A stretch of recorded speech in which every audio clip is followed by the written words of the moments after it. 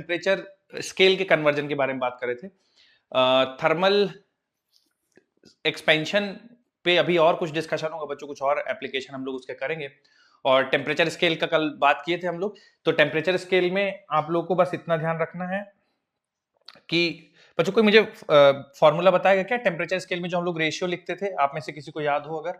Yes sir. Sir Celsius की reading -0 upon 100 -0 ठीक है, इज इक्वल टू f -32 ठीक है, अपॉन 180 ठीक है। इज इक्वल टू, तो केल्विन की बताए? हाँ, केल्विन या किसी जनरल का बता दीजिए कि मान लीजिए कोई। रीडिंग हाँ हाँ सर एमा सर कुछ मान लेते राहुल हैं। राहुल हाँ, reading Rahul reading minus lower reading sir वो melting. Good morning sir. Freezing point melting point जो भी आप कहना चाहें, ठीक है। और divided by upon boiling point minus melting point. बिल्कुल सही बात है। Very good morning. तो बच्चों ये कुछ हम लोगों ने सीखा था कि अगर जनरल है तो कोई बात नहीं है, रीडिंग माइनस फ्रीजिंग पॉइंट या मेल्टिंग पॉइंट या लोअर पॉइंट जो भी दिया हो, हायर पॉइंट या boiling point minus melting point, ठीक है। आप सीधे इस रेशियो को बराबर कर दीजिएगा और ये हर स्केल के लिए बराबर होगा, ठीक है, क्योंकि हर में मरकरी का एक्सपेंशन सेम रहेगा। Good morning. Good morning sir. Good morning sir. Good morning. Good morning. Good morning sir. Very good morning. Very good morning. तो बच्चों ये कल हम लोग ने टेम्परेचर स्केल के बारे में बात की थी। फिर जो अगला टॉपिक बात कर रहे थे बच्चों वो थर्मल एक्सपेंशन था। तो थर्मल एक्सपेंशन में मैंने आपको ये बताया था कि किसी भी चीज को अगर आप हीट करेंगे तो उसके डायमेंशन बढ़ेंगे, ठीक है। तो थर्मल एक्सपेंशन में हम लोगों ने मेनली 3 टाइप के थर्मल एक्सपेंशन की बात की थी, लीनियर थर्मल एक्सपेंशन, सुपरफिशियल और वॉल्यूम। लीनियर, सुपरफिशियल और वॉल्यूम। बिल्कुल। अच्छा बच्चों, linear coefficient of linear thermal expansion को किससे डिनोट करते थे? Coefficient of linear thermal expansion को अल्फा, सुपरफिशियल के कोफिशिएंट को बीटा और वॉल्यूम का गामा। और alpha is to beta is to gamma कितना होता था? 1:2:3। 1:2:3। बिल्कुल। अब बच्चों ये हम लोगों ने कल क्लास पढ़ा था। एक और बता दीजिए, परसेंटेज इंक्रीमेंट इन लेंथ का फॉर्मूला क्या होता है? परसेंटेज इंक्रीमेंट इन लेंथ या फ्रैक्शनल इंक्रीमेंट इन लेंथ कितना होता है? Alpha into delta T into 100। अगर आप परसेंटेज करना है तो फिर इंटू 100 कर देंगे, अदरवाइज ठीक है। अच्छा बच्चों, इसमें फिर जैसे सॉलिड, लिक्विड और गैसेस होते हैं, अगर हम टेम्परेचर बढ़ाएं तो किसमें सबसे ज्यादा एक्सपेंशन होगा? गैसेस में सर। गैसेस में सबसे ज्यादा एक्सपेंशन होगा। कारण क्या है उसका? सर क्योंकि उसके पार्टिकल दूर होते हैं सर, उसकी पहले से जो है उसकी वो काइनेटिक एनर्जी ज्यादा होती है तो वो और ज्यादा बढ़ जाएगी टेंपरेचर। बिल्कुल।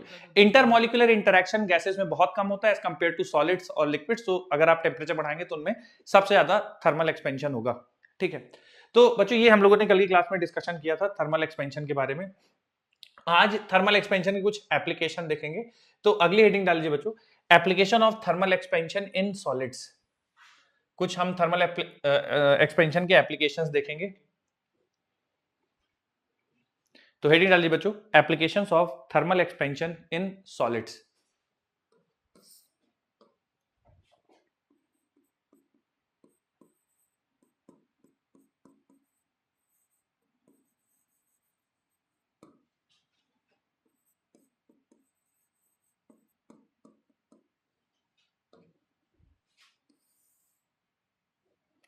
सबसे पहला एप्लीकेशन है बच्चों बाई मेटालिक स्ट्रिप, ठीक है। क्या होती है बाई मेटालिक स्ट्रिप? थोड़ा सा इस पे बात करते हैं।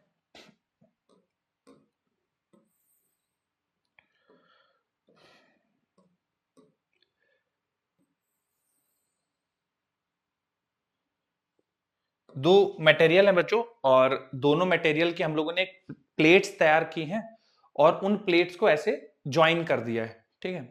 तो इस अरेंजमेंट को बाई मेटालिक स्ट्रिप कहते हैं। एग्जांपल के तौर पे मान लीजिए ये मेटल X है और दूसरा वाला है बच्चों जो मेटल है वो Y है, ठीक है। तो एक मेटल X है, एक मेटल Y है। दोनों का लीनियर एक्सपेंशन कोफिशिएंट अलग अलग है। अल्फा X मान लीजिए अल्फा Y से ज्यादा है। और आपने क्या किया, ये कॉम्बिनेशन जो है बाई मेटालिक स्ट्रिप, ये दोनों स्ट्रिप्स एक दूसरे के साथ अटैच्ड हैं। अब आपने क्या किया, इसको हीट कर दिया, इस पूरे सिस्टम का टेम्परेचर बढ़ा दिया, ठीक है। तो अब चूंकि बच्चों दोनों का अल्फा अलग अलग है, अल्फा X ज्यादा है as compare to alpha Y, तो एक्सपेंशन दोनों में होगा। दोनों का लीनियर थर्मल कोफिशिएंट कुछ वैल्यू है और आपने टेम्परेचर बढ़ाया तो दोनों में एक्सपेंशन होगा। अच्छा बच्चों, ये डेटा देख के आपको क्या लग रहा है, किसमें एक्सपेंशन ज्यादा होगा, किसमें कम एक्स होगा? वाले में ज्यादा हो सर, एक्स में ज्यादा होगा, वाई में कम होगा। एक्स में ज्यादा होगा एज ज्यादा। Compare to Y.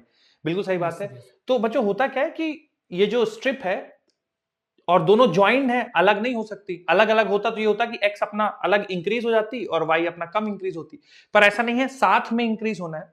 तो होता क्या है, जैसे अल्फा एक्स ज्यादा है अल्फा वाई से, तो एक्स में ज्यादा इंक्रीमेंट होगा।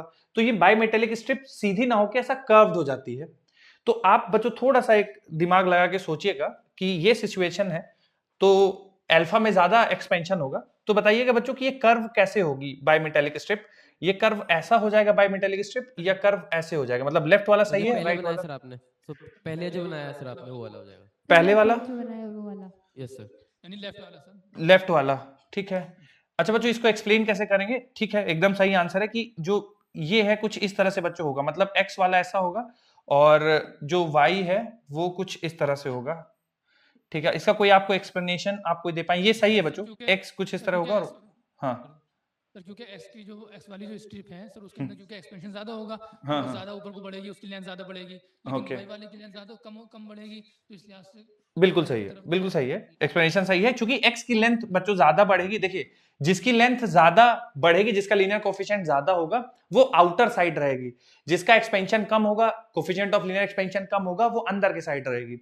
अब इसका कारण जानने की कोशिश करते हैं कि ऐसा होता क्यों है। तो देखिए बच्चों, ये दोनों सेम एंगल सबटेंड करेंगी उनके सेंटर पे, जैसे ये आर्क के फॉर्म में हो जाएगी। तो जो वाई वाला आर्क है वो भी थीटा एंगल सबटेंड करेगा इसके सेंटर पे।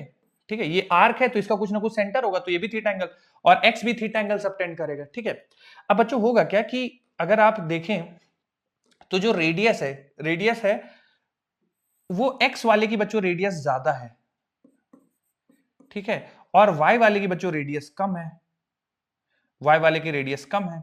तो अगर आपको वो सिंपल सा आपको रिलेशन याद हो कि angle equal to arc upon radius, ठीक है, तो आर्क लेंथ जो होती है बच्चों, वो होती है आर्क लेंथ जो होगी वो आठ थीटा रेडियस, सर। आठ थीटा, रेडियस हाँ, और रेडियस इनटू थीटा का रेडियस इनटू थीटा, एब्सोल्युटली।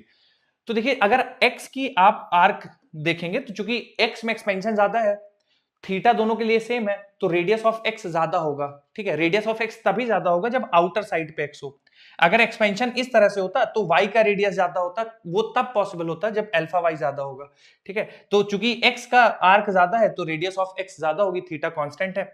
तो यही बच्चों कारण है जिसकी वजह से ये जो मेटालिक स्ट्रिप होगी, बायमेटालिक स्ट्रिप, टेम्परेचर बढ़ाने बच्चों ये सीधा सीधा एक्सपेंड नहीं करेगी, ये इस तरह से बेंड हो जाएगी। ठीक है, और बाहर साइड वो मटेरियल होगा, वो मेटल होगा जिसका कोफिशिएंट ऑफ लीनियर एक्सपेंशन ज्यादा होगा। तो इस चीज को बच्चों बायमेटालिक स्ट्रिप कहते हैं। क्या पर्पस है इसका, क्या यूटिलिटी है, मैं उसको आपको अगली स्लाइड में समझाता हूं। थोड़ा सा आप ये इसके बारे में लिख लीजिए, बायमेटालिक स्ट्रिप क्या होता है। जब एक्सपेंशन होगा तो कर्व्ड हो जाएगी, कर्व्ड होने के बाद सिचुएशन कैसी होगी वो ड्रॉ कर लीजिए आप लोग।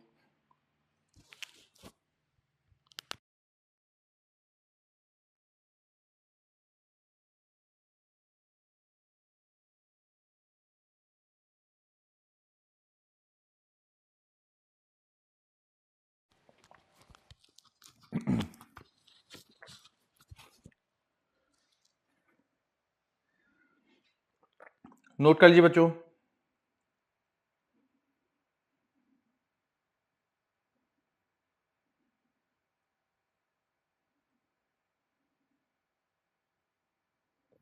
सर आपने जो बात बोली थी सही से एक बार आप लिखा दो। ठीक, आप लोग ये नोट कर लीजिए जो बोर्ड पे लिखा है, मैं फिर कुछ पॉइंट वाइज आपको लिखवा दूंगा। ये जो लिखा है बच्चों बोर्ड पे आप एटलीस्ट ये नोट कर लीजिए, फिर मैं पॉइंट वाइज आपको लिखवा दूंगा जो बोला है।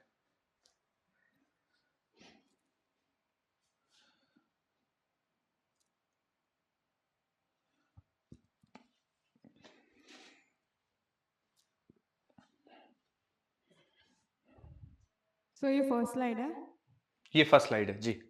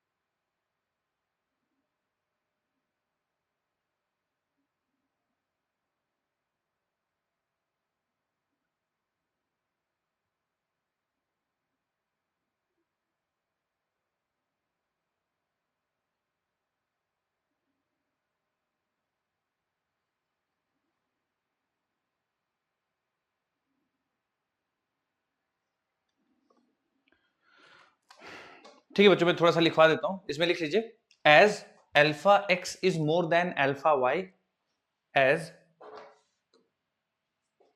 Alpha X is more than alpha Y, alpha X is more than alpha Y,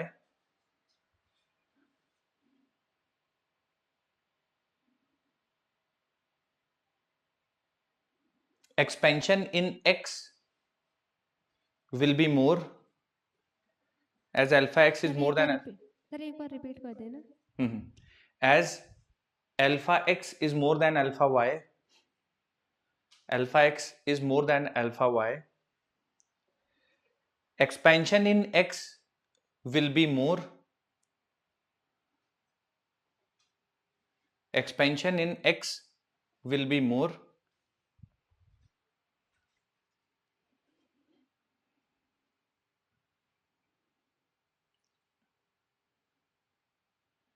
expansion in x will be more, comma,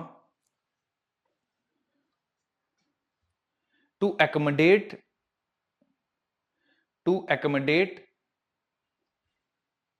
expansion, to accommodate expansion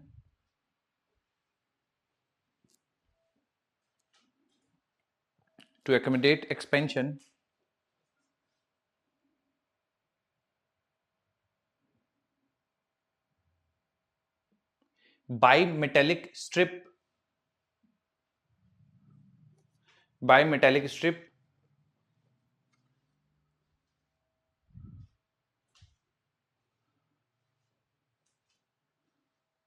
bimetallic strip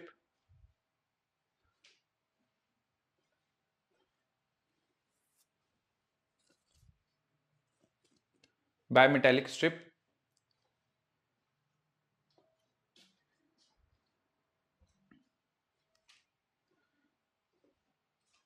will get converted, bimetallic strip will get converted, bimetallic strip will get converted in the form of arc, in the form of arc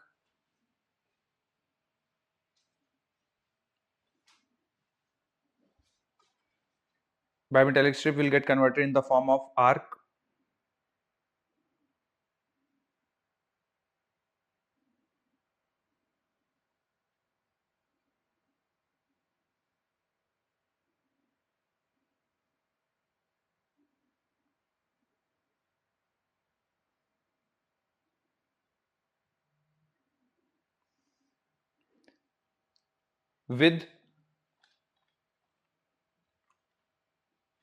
with x on outer side, will get converted into arc with x on outer side, sir with x with x on outer side, with x on outer side, convex side भी कह सकते हैं sir, convex side भी कह सकते हैं sir इसको, कौन सा साइड? सर एक्स साइड को कॉन्वेक्स साइड भी कह सकते हैं सर। कॉन्वेक्स, हाँ हाँ बिल्कुल, ये कॉन्वेक्स सर साइड रिपीट है कर देना एक बार सर। पूरा फिर से, मैं भूल भी गया हूँगा बच्चों, कोई एक बार जो लिखवाया वो एक बार कोई रिपीट कर दे जिसने लिखा हो, आप पूरा एक बार बता दीजिए। अल्फा, व्हेन अल्फा क्या लिखवाया मैंने? एज अल्फा एक्स इज हाँ। मोर देन अल्फा वाई, हाँ हाँ expansion in the x will be more, to Uh-huh. accumulate expansion by metallic strip will get converted in the form of arc with x on outer side। ठीक है, मैं repeat करता हूँ। As alpha X is more than alpha Y on increasing temperature or on heating, expansion in x will be more than expansion in y. Due to this, this bimetallic strip will get converted in the form of arc with x on outer side। ठीक है, तो जिसका बच्चों linear expansion coefficient ज्यादा होगा वो हमेशा outer side में होगा। ठीक है, तो आउटर में इसलिए होगा क्योंकि उसमें एक्सपेंशन ज्यादा है। बिल्कुल बिल्कुल, आउटर में इसलिए होगा क्योंकि उसमें एक्सपेंशन ज्यादा है, क्योंकि दोनों के लिए एंगल सेम है, थीटा की वैल्यू सेम है, तो arc length will be directly proportional to radius. तो जिसमें एक्सपेंशन ज्यादा, जिसकी आर्क लेंथ ज्यादा, उसकी रेडियस ज्यादा, रेडियस को ज्यादा करने के लिए ये बाहर की तरफ हो जाएगा। ठीक है, ठीक है सर। चलिए बच्चों, अब एक आपको मैं थोड़ा सा डायग्राम दिखाता हूं, आप मुझे बताइएगा ये डायग्राम देख के कि कोफिशिएंट ऑफ लीनियर एक्सपेंशन किसका ज्यादा है। ये है बाई मेटेलिक स्ट्रिप है, एक स्टील है, एक ब्रास है, रूम टेम्परेचर पे टेम्परेचर बढ़ाया गया तो कुछ इस तरह से कन्वर्ट हो जाता है। तो बताएंगे क्या बच्चों किसका? ब्रास का सर ज्यादा ब्रास का ज्यादा है सर। ब्रास का ब्रास ज्यादा का। ब्रास का ज्यादा है। Brass का कोफिशिएंट ज्यादा of linear expansion of brass is more than coefficient of linear expansion of steel. ठीक है, इसीलिए ब्रास आउटर साइड में है, उसका आर्क लेंथ ज्यादा है एज कंपेयर टू ब्रास। तो बच्चों ये थोड़ा सा एक डायग्राम ड्रॉ कर लीजिए, रफली ड्रॉ कर लीजिए, एक तरफ स्टील दिखाइए, एक तरफ ब्रास दिखाइए, ऐसा आर्क बना लीजिए और कंक्लूजन में लिख लीजिए कि alpha brass is more than alpha steel.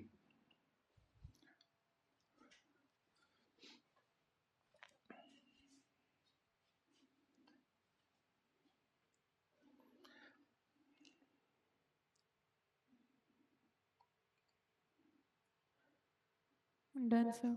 ठीक बच्चों, अगला एक नोट बनवा के लिखा रहा हूँ। ठीक है, बाई मेटेलिक स्ट्रिप तो आप समझ गए कि बाई मेटेलिक स्ट्रिप होता क्या है। बहुत सिंपल है, दो मेटल की प्लेट्स हैं, आप उनको ज्वाइन कर दीजिए, बाई मेटेलिक स्ट्रिप बन जाएगा। कोफिशिएंट ऑफ लीनियर एक्सपेंशन अलग अलग होंगे, एक का कोफिशिएंट ऑफ लीनियर एक्सपेंशन ज्यादा होगा, कम होगा, जिसका ज्यादा होगा वो आउटर साइड में होगा, जिसका कम होगा वो इनर साइड में होगा। अब यूज क्या होता है बाई मेटेलिक स्ट्रिप का, किसी को पता हो बच्चों बाई मेटेलिक स्ट्रिप का यूज कैसे? कुछ जानकारी हो अगर पहले कभी पढ़ा हो। ठीक, तो देखिए बच्चों, बाई मेटेलिक स्ट्रिप का इस्तेमाल हम लोग करते हैं टेम्परेचर सेंसिटिव डिवाइसेस में करते हैं। ठीक है, जैसे हम चाहते हैं कि जैसे माइक्रोवेव ओवन हो गया, एक छोटा एग्जांपल ले रहे हैं, माइक्रोवेव ओवन हो गया या ओवन हो गए, है ना, तो हम चाहते हैं कि जब भी एक टेम्परेचर से ऊपर वैल्यू बढ़े तो कट ऑफ हो जाना चाहिए, है ना, फिर मतलब मशीन खुद ब खुद बंद हो जानी चाहिए, है ना। आयरन यूज करते हैं ना, तो उसमें आप लोग जैसे कॉटन पे सेट कर दिए तो वो एक पर्टिकुलर हीट तक जाएगा, उसके बाद खुद ब खुद आयरन कट ऑफ कर देगा। तो जितने भी टेम्परेचर सेंसिटिव डिवाइसेस होते हैं उनमें बाई मेटेलिक स्ट्रिप यूज करते हैं। ठीक है, तो कुछ इस तरह से अरेंजमेंट बनाया जाता है, मैकेनिकल अरेंजमेंट आपको ज्यादा जानने की जरूरत नहीं है, कुछ इस तरह से अरेंजमेंट बनाया जाता है कि टेम्परेचर जैसे ही ज्यादा होता है तो स्विच कट ऑफ कर देता है। ठीक है, इलेक्ट्रिसिटी सप्लाई को, वहां पे हम लोग बाई मेटेलिक स्ट्रिप यूज करते हैं। तो थोड़ा सा इसके बारे में लिख लीजिए बच्चों एक line, bimetallic strips are used, bimetallic strips are used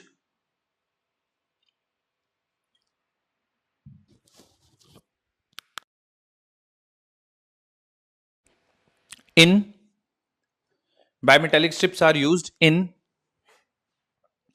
temperature sensitive devices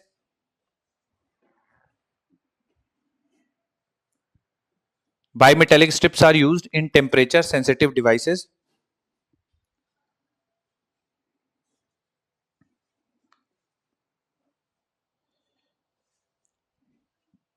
for example ovens, furnaces, iron,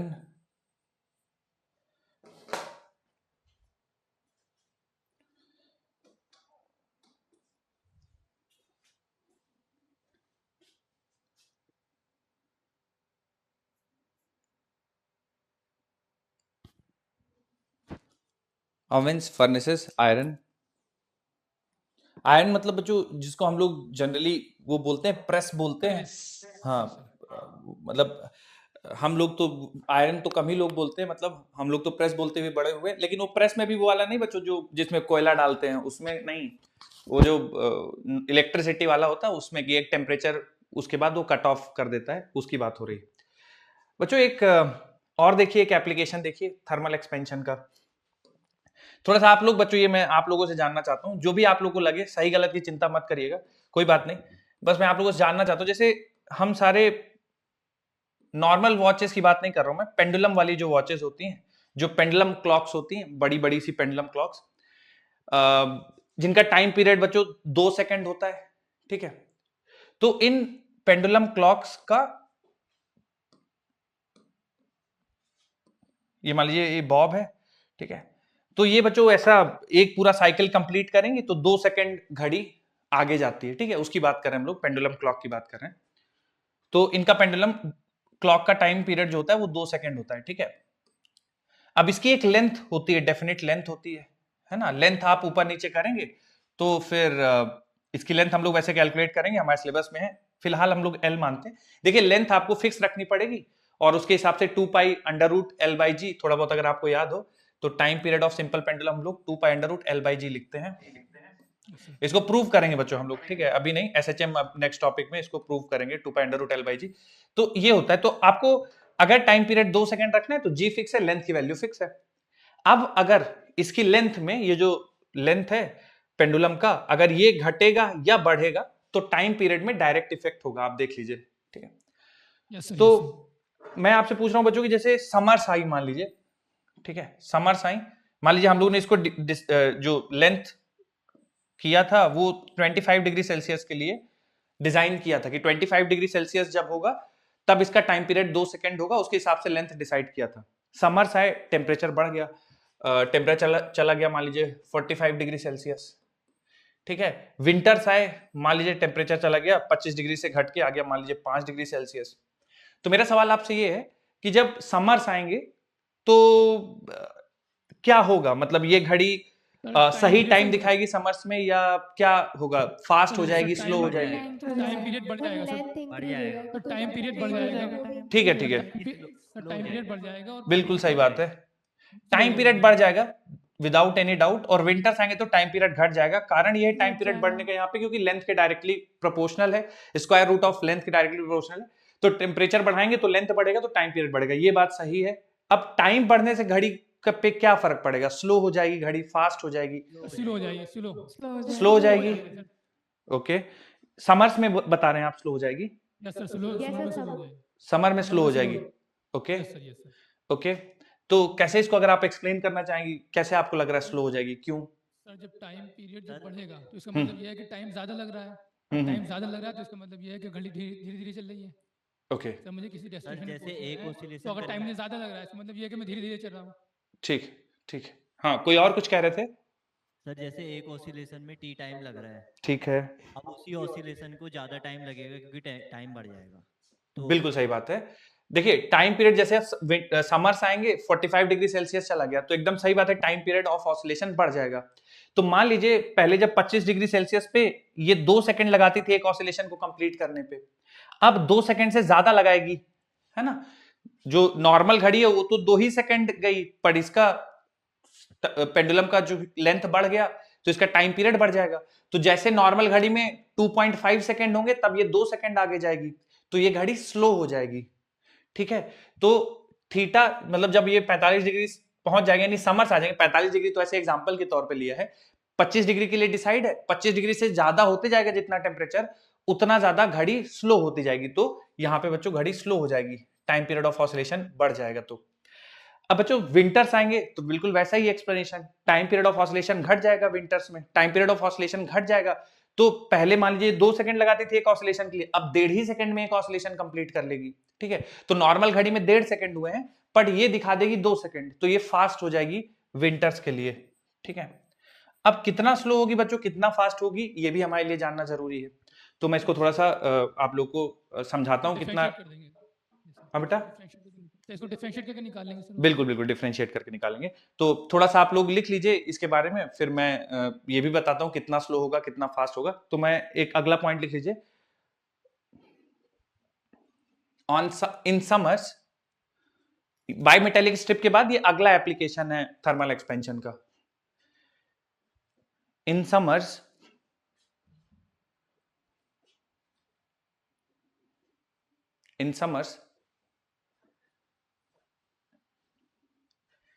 as length of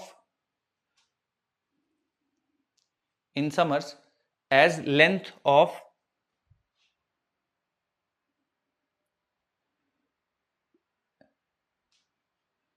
in summers as length of pendulum increases,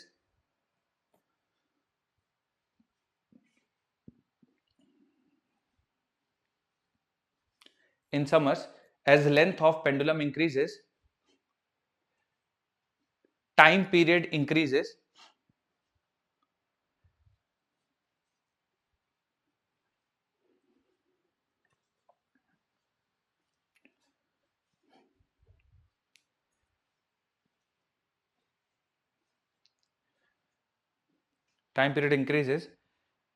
and pendulum clock slows down.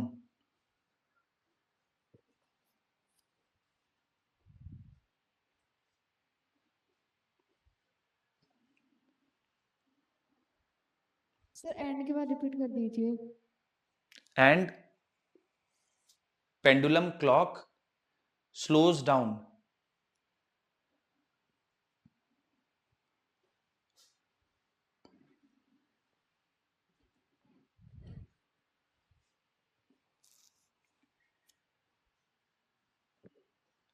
In winters,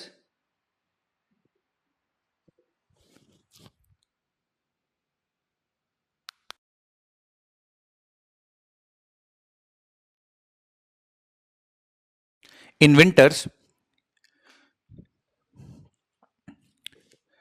due to contraction in length, in winters, due to contraction in length,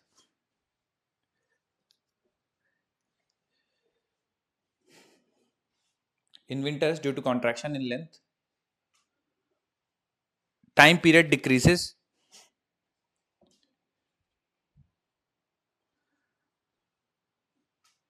time period decreases,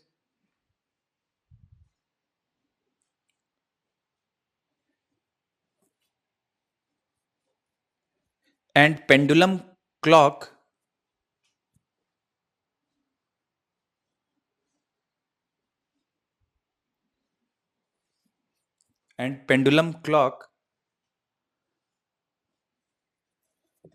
goes faster. Pendulum clock goes faster.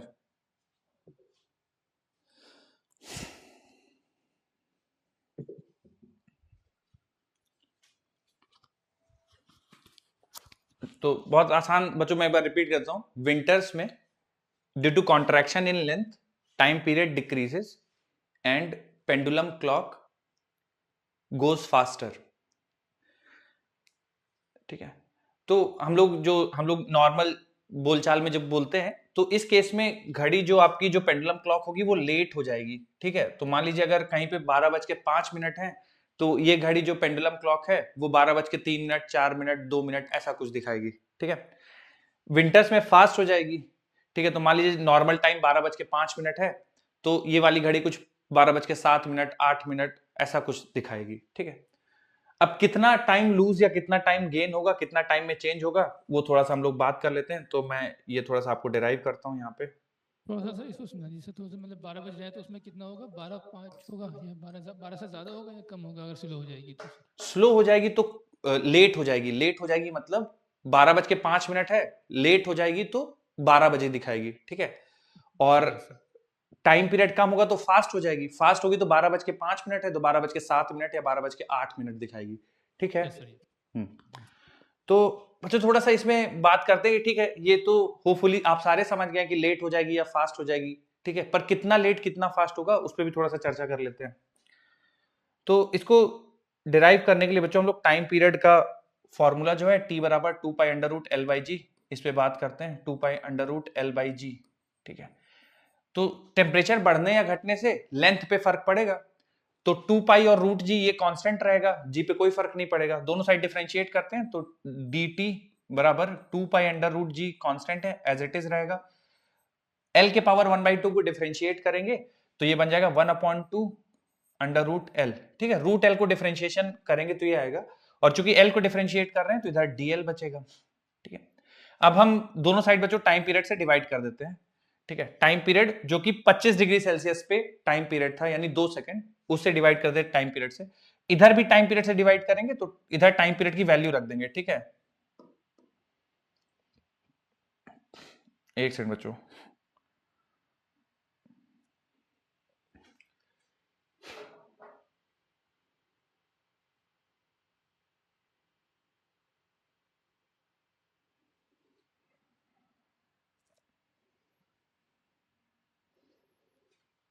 Just a moment बच्चों, इसको restart करता हूं मैं। Just a moment, आप लोग complete कर लीजिए बच्चों इसका डिफरेंशिएशन, मैं इसको रिस्टार्ट करता हूं, फिर हम लोग कंटिन्यू करेंगे।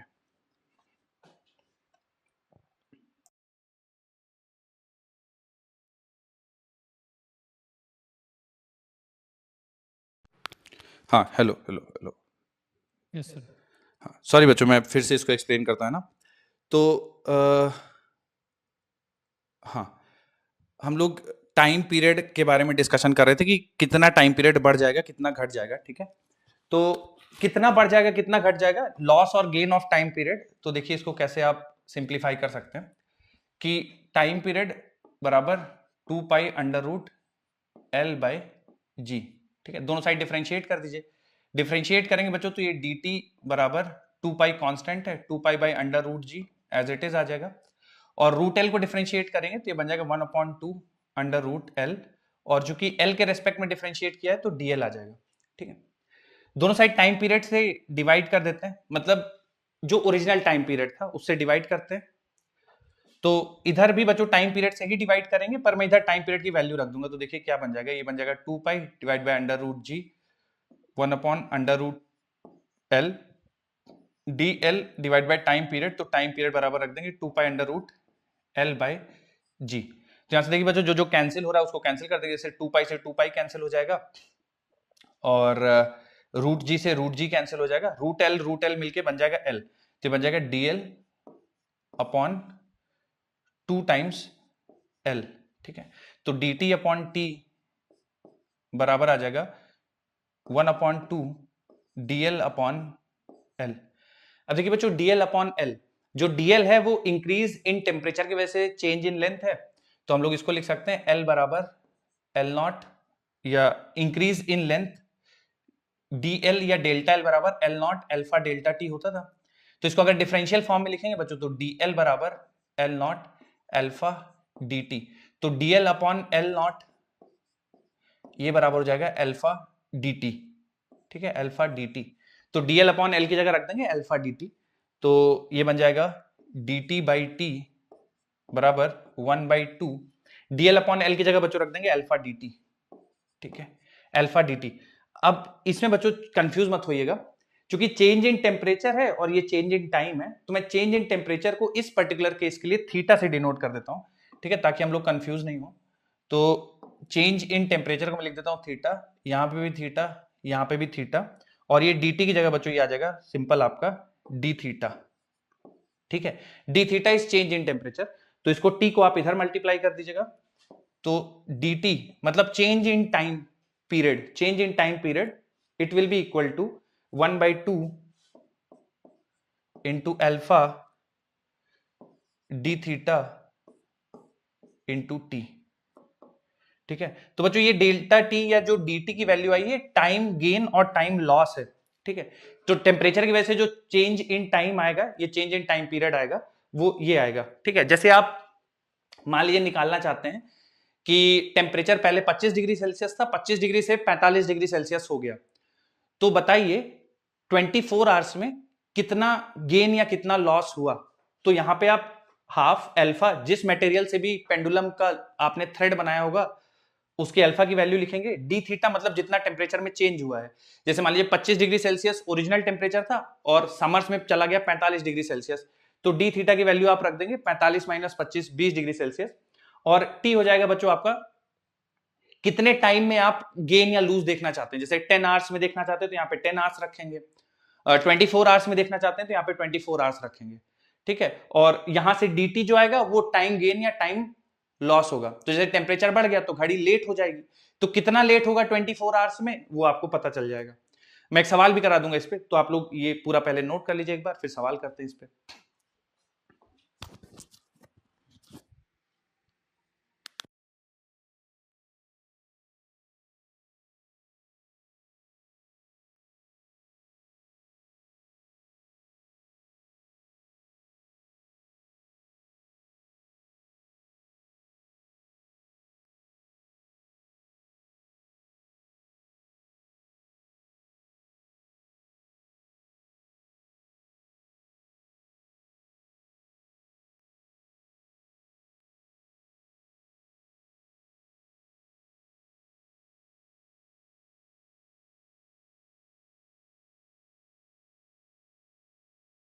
Sir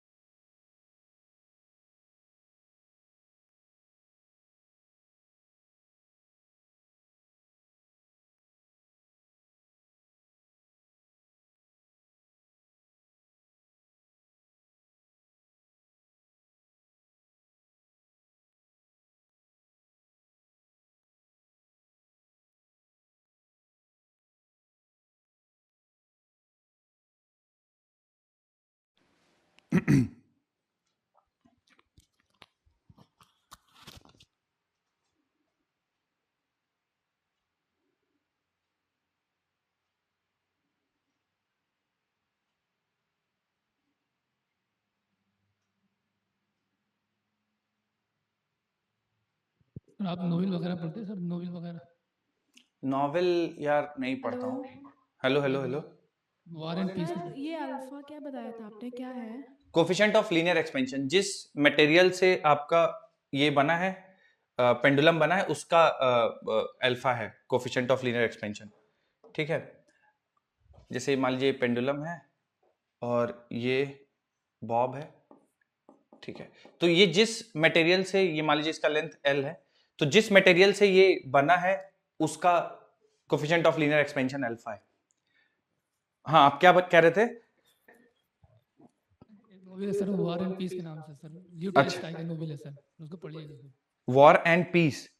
yes sir, new Tolstoy का सर, ये बहुत जबरदस्त नोवेल है सर। अच्छा अच्छा, किस पे बेस्ड है?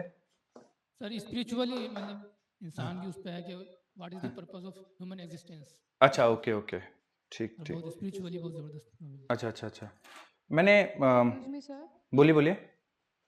सर यहाँ पे capital T original time period है पेंडुलम का? हाँ, capital T original time period है पेंडुलम का, बिल्कुल। Okay sir. हम्म।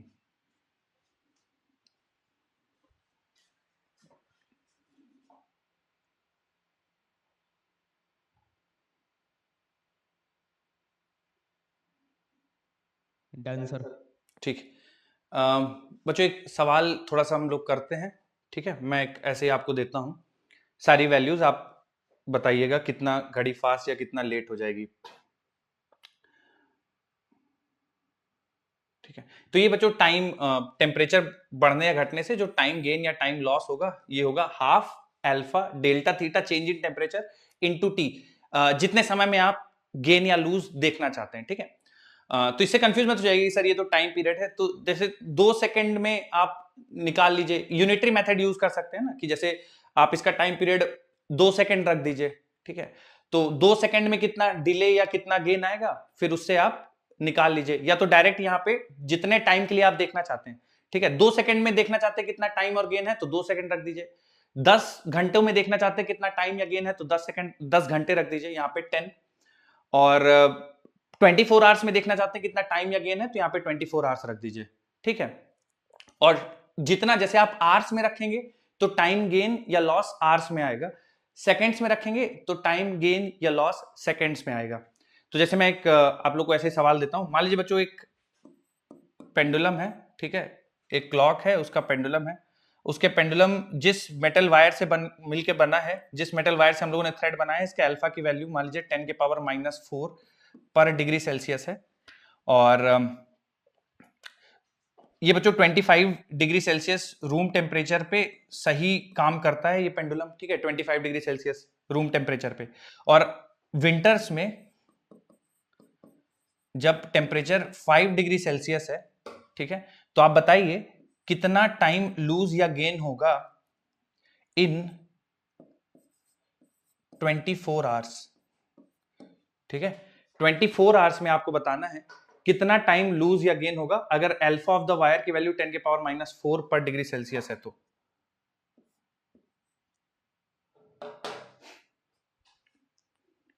24 आवर्स में कितना?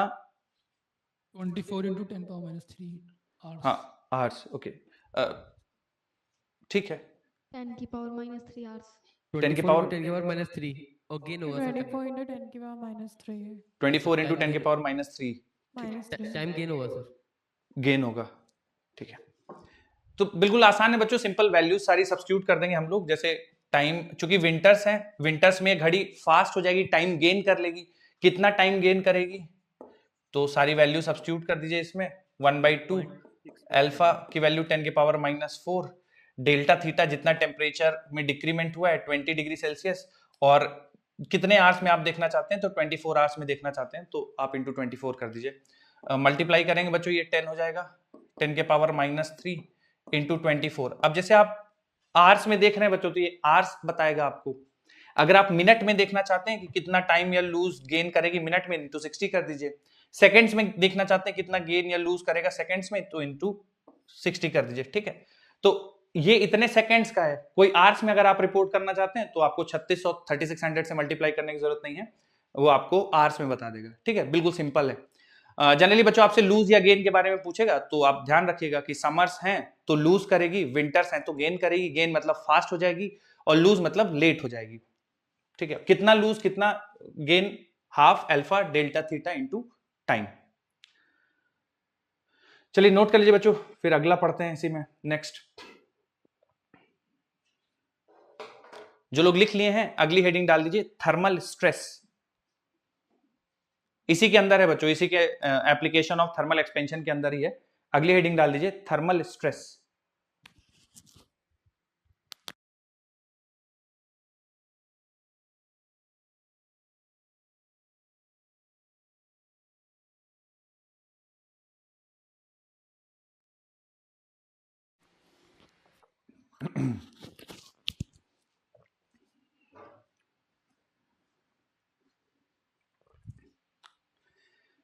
अब थर्मल स्ट्रेस कैसे जनरेट होता है बच्चों, इस पे भी थोड़ा सा चर्चा करते हैं।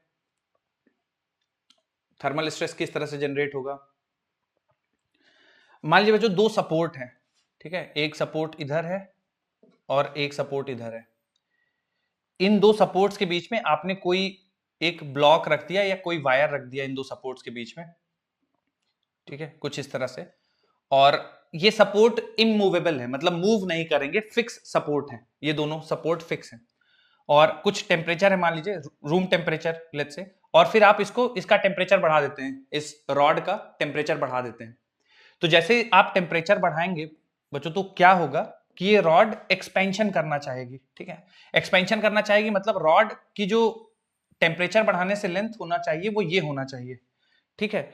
चूंकि सपोर्ट्स इमूवेबल है, सपोर्ट मूव नहीं करेंगे, तो होनी तो चाहिए ये length, because of presence of support length उतनी नहीं बढ़ पा रही है। तो एक तरह से ये सिचुएशन इस टाइप की हो जाएगी कि लेंथ इतना होना चाहता है, पर सपोर्ट कंप्रेस करके लेंथ इतना रख रहे हैं, ठीक है।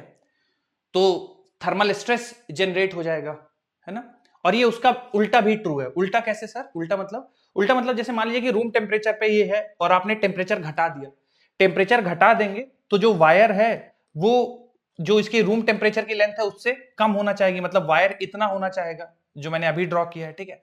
लेकिन सपोर्ट के साथ क्लैंप्ड है तो सपोर्ट उसको अलाउ नहीं करेंगे कि इसकी लेंथ कम हो जाए, है ना। हम ऐसा मान के चल रहे हैं कि जो सपोर्ट है उसके साथ क्लैंप्ड है वायर, मतलब छोड़ नहीं सकती सपोर्ट का, मतलब सपोर्ट को लूज, ऐसा नहीं हो सकता कि लूज होके गिर जाएगी, वैसा अलाउड नहीं है, क्लैंप्ड है। तो कॉन्ट्रैक्शन भी अलाउड नहीं है, तो फिर मतलब ऐसा होगा कि टेम्परेचर कम करने के बाद जो ब्लू वाला पार्ट है इतने लेंथ में वायर रहना चाहती है, पर सपोर्ट्स ने उसको खींच करके येलो वाले लेंथ तक रख रखा है, ठीक है। तो एक एक करके डिस्कशन करते हैं। पहले मान लीजिए आपने टेम्परेचर बढ़ा दिया तो वायर अपनी नेचुरल लेंथ इतना रहना चाहती है, बट चूंकि सपोर्ट प्रेजेंट है, सपोर्ट उसको नेचुरल लेंथ तक ग्रो नहीं होने देते, बढ़ने नहीं देते, और क्लैंप की वजह से उसकी लेंथ इतनी रह जाती है जितना मैंने येलो दिखाया, ठीक है। तो थर्मल स्ट्रेस जनरेट हो जाएगा। सर थर्मल स्ट्रेस क्यों जनरेट होगा? क्योंकि स्ट्रेन आएगा। स्ट्रेन कैसे आएगा? तो हम लोग बोलेंगे कि जितना लेंथ में चेंज होना चाहिए था, ठीक है, उतना लेंथ में चेंज नहीं हो पा रहा है। मतलब ओरिजिनल लेंथ ये होनी चाहिए थी बट अभी ये है, तो चेंज इन लेंथ, टेम्परेचर बढ़ाने से जो चेंज इन लेंथ हम लोग लिखते हैं बच्चों डेल्टा एल, ये होता है L not alpha delta T. तो स्ट्रेन कितना आया टेम्परेचर बढ़ाने की वजह से, तो टेम्परेचर बढ़ाने की वजह से जो स्ट्रेन आया वो delta L by L not alpha delta T. तो जो स्ट्रेन आया बच्चों वो ये है, चेंज इन लेंथ और ओरिजिनल लेंथ, ये स्ट्रेन है टेम्परेचर बढ़ाने की वजह से। और स्ट्रेस कितना जनरेट होगा, तो स्ट्रेस के लिए हम लोग को पता है बच्चों, यंग्स मॉडुलस y बराबर स्ट्रेस अपॉन स्ट्रेन। तो जो यहां से स्ट्रेस की वैल्यू आएगी वो जाएगी यंग्स मॉडुलस इनटू स्ट्रेन। अब यंग्स मॉडुलस बच्चों y है और स्ट्रेन की वैल्यू हम लोगों ने लिखी चेंज इन लेंथ और original length alpha delta T. तो यहां से जो थर्मल स्ट्रेस जनरेट हो जाएगा वो y अल्फा डेल्टा टी, इतना थर्मल स्ट्रेस जनरेट होगा। अगर आप ये चेक करना चाहते हैं कि जो क्लैंप्ड है, जो सपोर्ट है, वो कितना फोर्स लगा रहे होंगे, तो फोर्स अप्लाइड बाय सपोर्ट, कितना फोर्स सपोर्ट लगा रहा है वो होगा stress into area of cross section. ठीक है, तो स्ट्रेस हो जाएगा y अल्फा डेल्टा टी, और area of cross section of this wire मान लेते हैं a है, तो उसमें a से मल्टीप्लाई कर देंगे तो फोर्स आ जाएगा कितना अप्लाई कर रहा है सपोर्ट। बाकी बच्चों ये y अल्फा डेल्टा टी, इतना थर्मल स्ट्रेस जनरेट होगा अगर आपने टेम्परेचर बढ़ा दिया और वायर क्लैम्प्ड है। इतना ही थर्मल स्ट्रेस जनरेट होगा अगर आपने इसका टेम्परेचर कम कर दिया है। टेम्परेचर कम कर दिया तो बच्चों फिर से थर्मल जो स्ट्रेन जनरेट होगा फिर से इतना ही रहेगा, है ना। टेम्परेचर कम करने से भी इतना ही थर्मल स्ट्रेन होगा, इतना ही थर्मल स्ट्रेस होगा। तो इसको लिख लीजिए आप लोग, कोई डाउट हो तो पूछ लीजिए।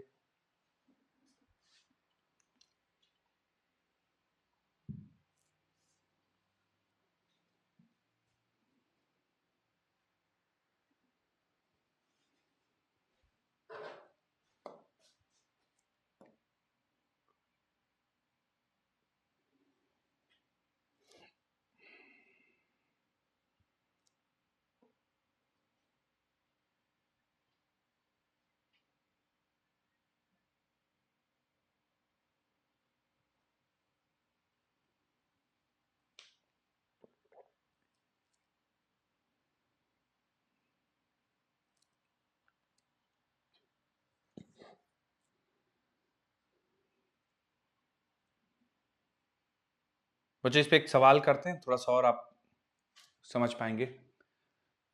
लगा दो बच्चों सवाल। एक सेकंड सर। लिखिए Wait, लिखिए sir.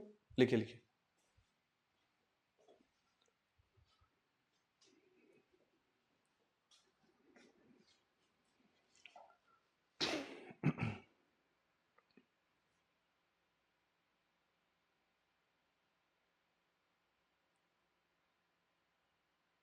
Done sir. ठीक, एक सवाल बच्चों सेम कॉन्सेप्ट पे है।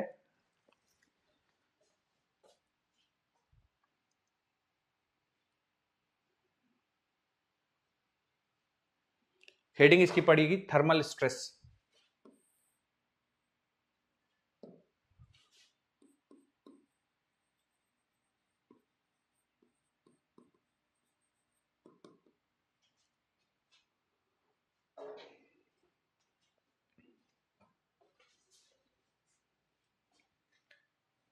ठीक,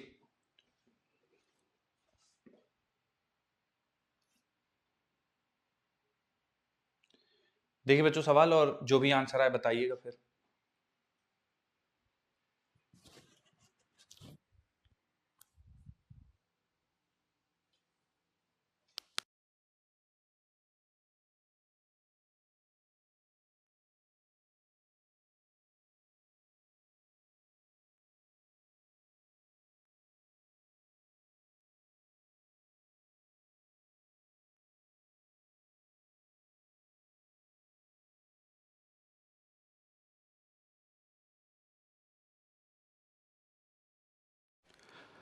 बच्चों कोफिशिएंट ऑफ लीनियर एक्सपेंशन में थोड़ा सा वो गड़बड़ था, तो उसको मैंने सही कर दिया, बाकी सब ओके है।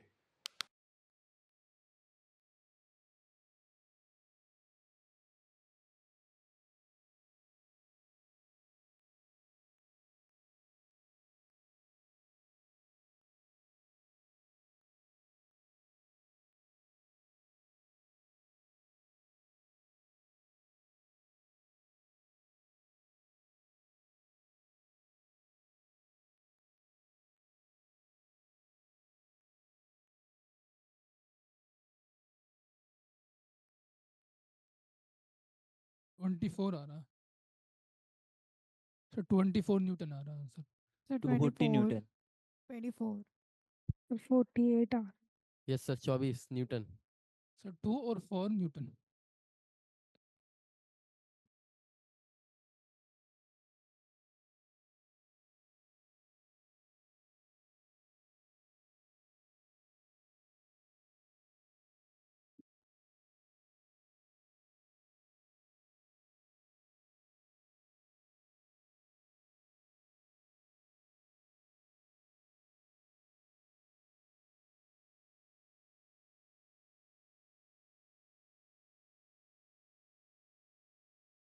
सर 24।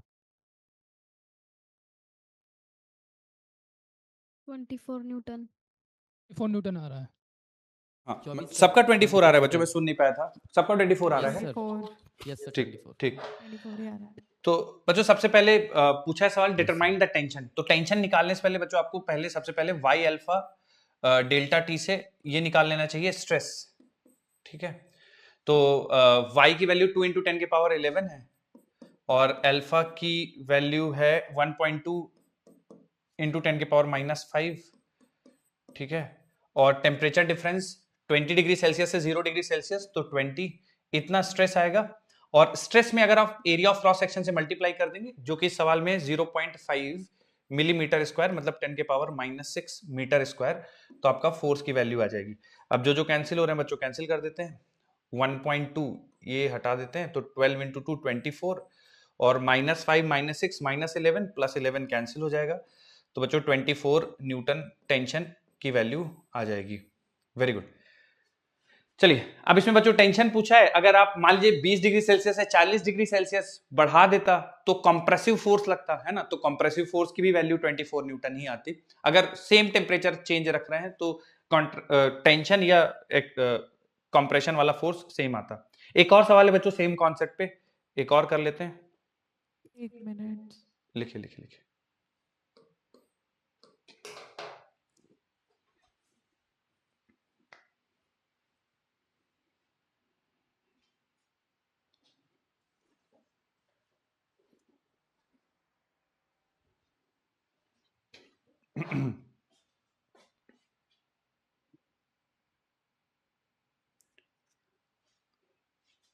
बच्चों अगला सवाल देखिए। एक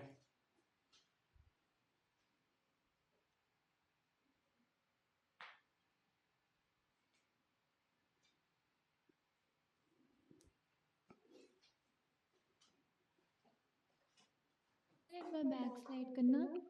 बिल्कुल बिल्कुल, आप ये कर लीजिए सवाल, फिर मैं करता हूं back slide. Okay sir.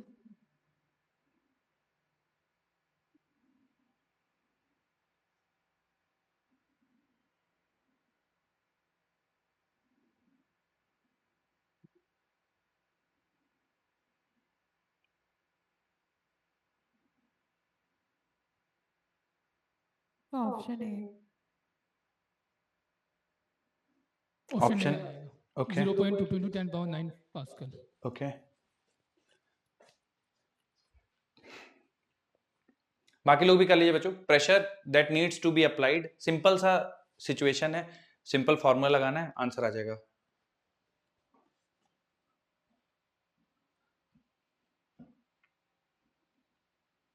Giga pascal ये 10⁻9 होता है ना। गीगा पास्कल इज 10 के पावर 9।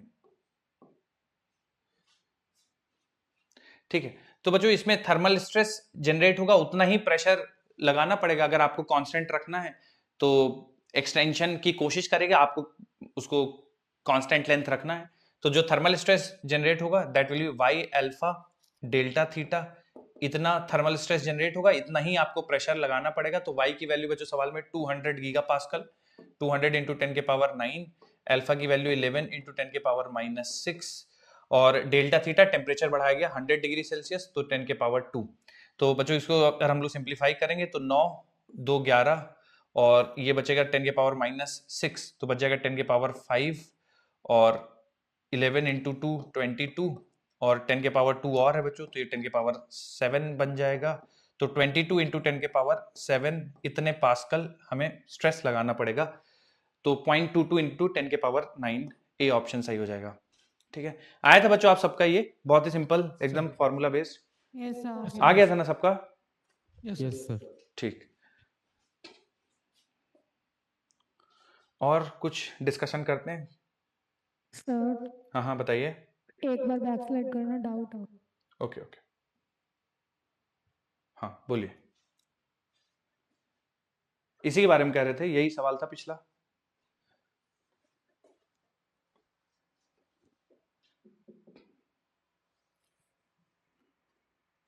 जो लोग नोट नहीं कर पाए थे ये भी नोट कर लीजिए।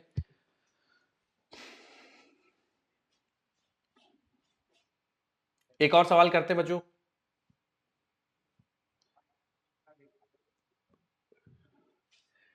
If a bimetallic strip is heated, it will. Sir एक फर्स्ट ऑप्शन हो जाएगा sir. Sir first option. Okay. Bend towards the metal with lower thermal expansion. Bend towards the metal with higher thermal expansion. किसकी तरफ bend करेगी बच्चों? Sir second option. First option sir, first option. First option. Okay, first option. First option. मान लीजिए बच्चों ऐसा कुछ situation है ना, दो मेटल्स हैं, एक x है और एक y है, और मैं आपसे कह दूं कि alpha x is more than alpha y, तो जो बेंड होगा वो कुछ इस तरह से बेंड हो जाएगा। ठीक है, x बाहर के साइड रहेगा और y अंदर के साइड रहेगा। तो जो बेंडिंग हुई बच्चों वो किस तरफ हुई? जिस साइड y है, यानी जिस side lower coefficient of expansion है। तो bend towards the metal with lower thermal expansion coefficient, ये वाला सही हो जाएगा। Bend towards the metal with higher thermal expansion coefficient, वो बेंडिंग y की तरफ है बच्चों, इस तरह से बेंड हुआ है ना। अगर ये इस तरह से बेंड होता तो फिर दूसरा वाला, खैर पहला वाला ऑप्शन इसमें सही हो जाएगा, ए ऑप्शन। Hello sir. बोलिए बोलिए। सर बैक स्लाइड कर दीजिए, अभी नोट नहीं कर पाए थे। ओके, सर हाँ हाँ बताइए। यहाँ पे x का थर्मल एक्सपेंशन ज्यादा है तो सर उसकी तरफ भी तो बेंड हो रहा है मतलब। कैसे आप सोच रहे हैं बताइए? जैसे x का ज्यादा है, ठीक है, हो सकता है मैं उस तरह से नहीं, हाँ आप बताइए। सर वो x की तरफ भी तो जा रहा था मतलब, जो बेंड हुआ था।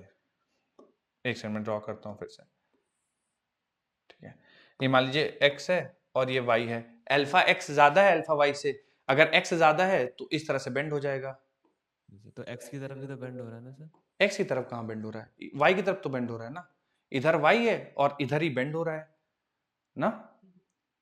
अच्छा ओके सर। x की तरफ बेंड होना तब बोलते जैसे अगर ऐसे बेंड हो जाता, इस साइड बेंड हो जाता तो x की तरफ बेंड होते, इधर बेंड हो रहा है तो y की तरफ बेंड हो गया। ओके सर, ओके समझ।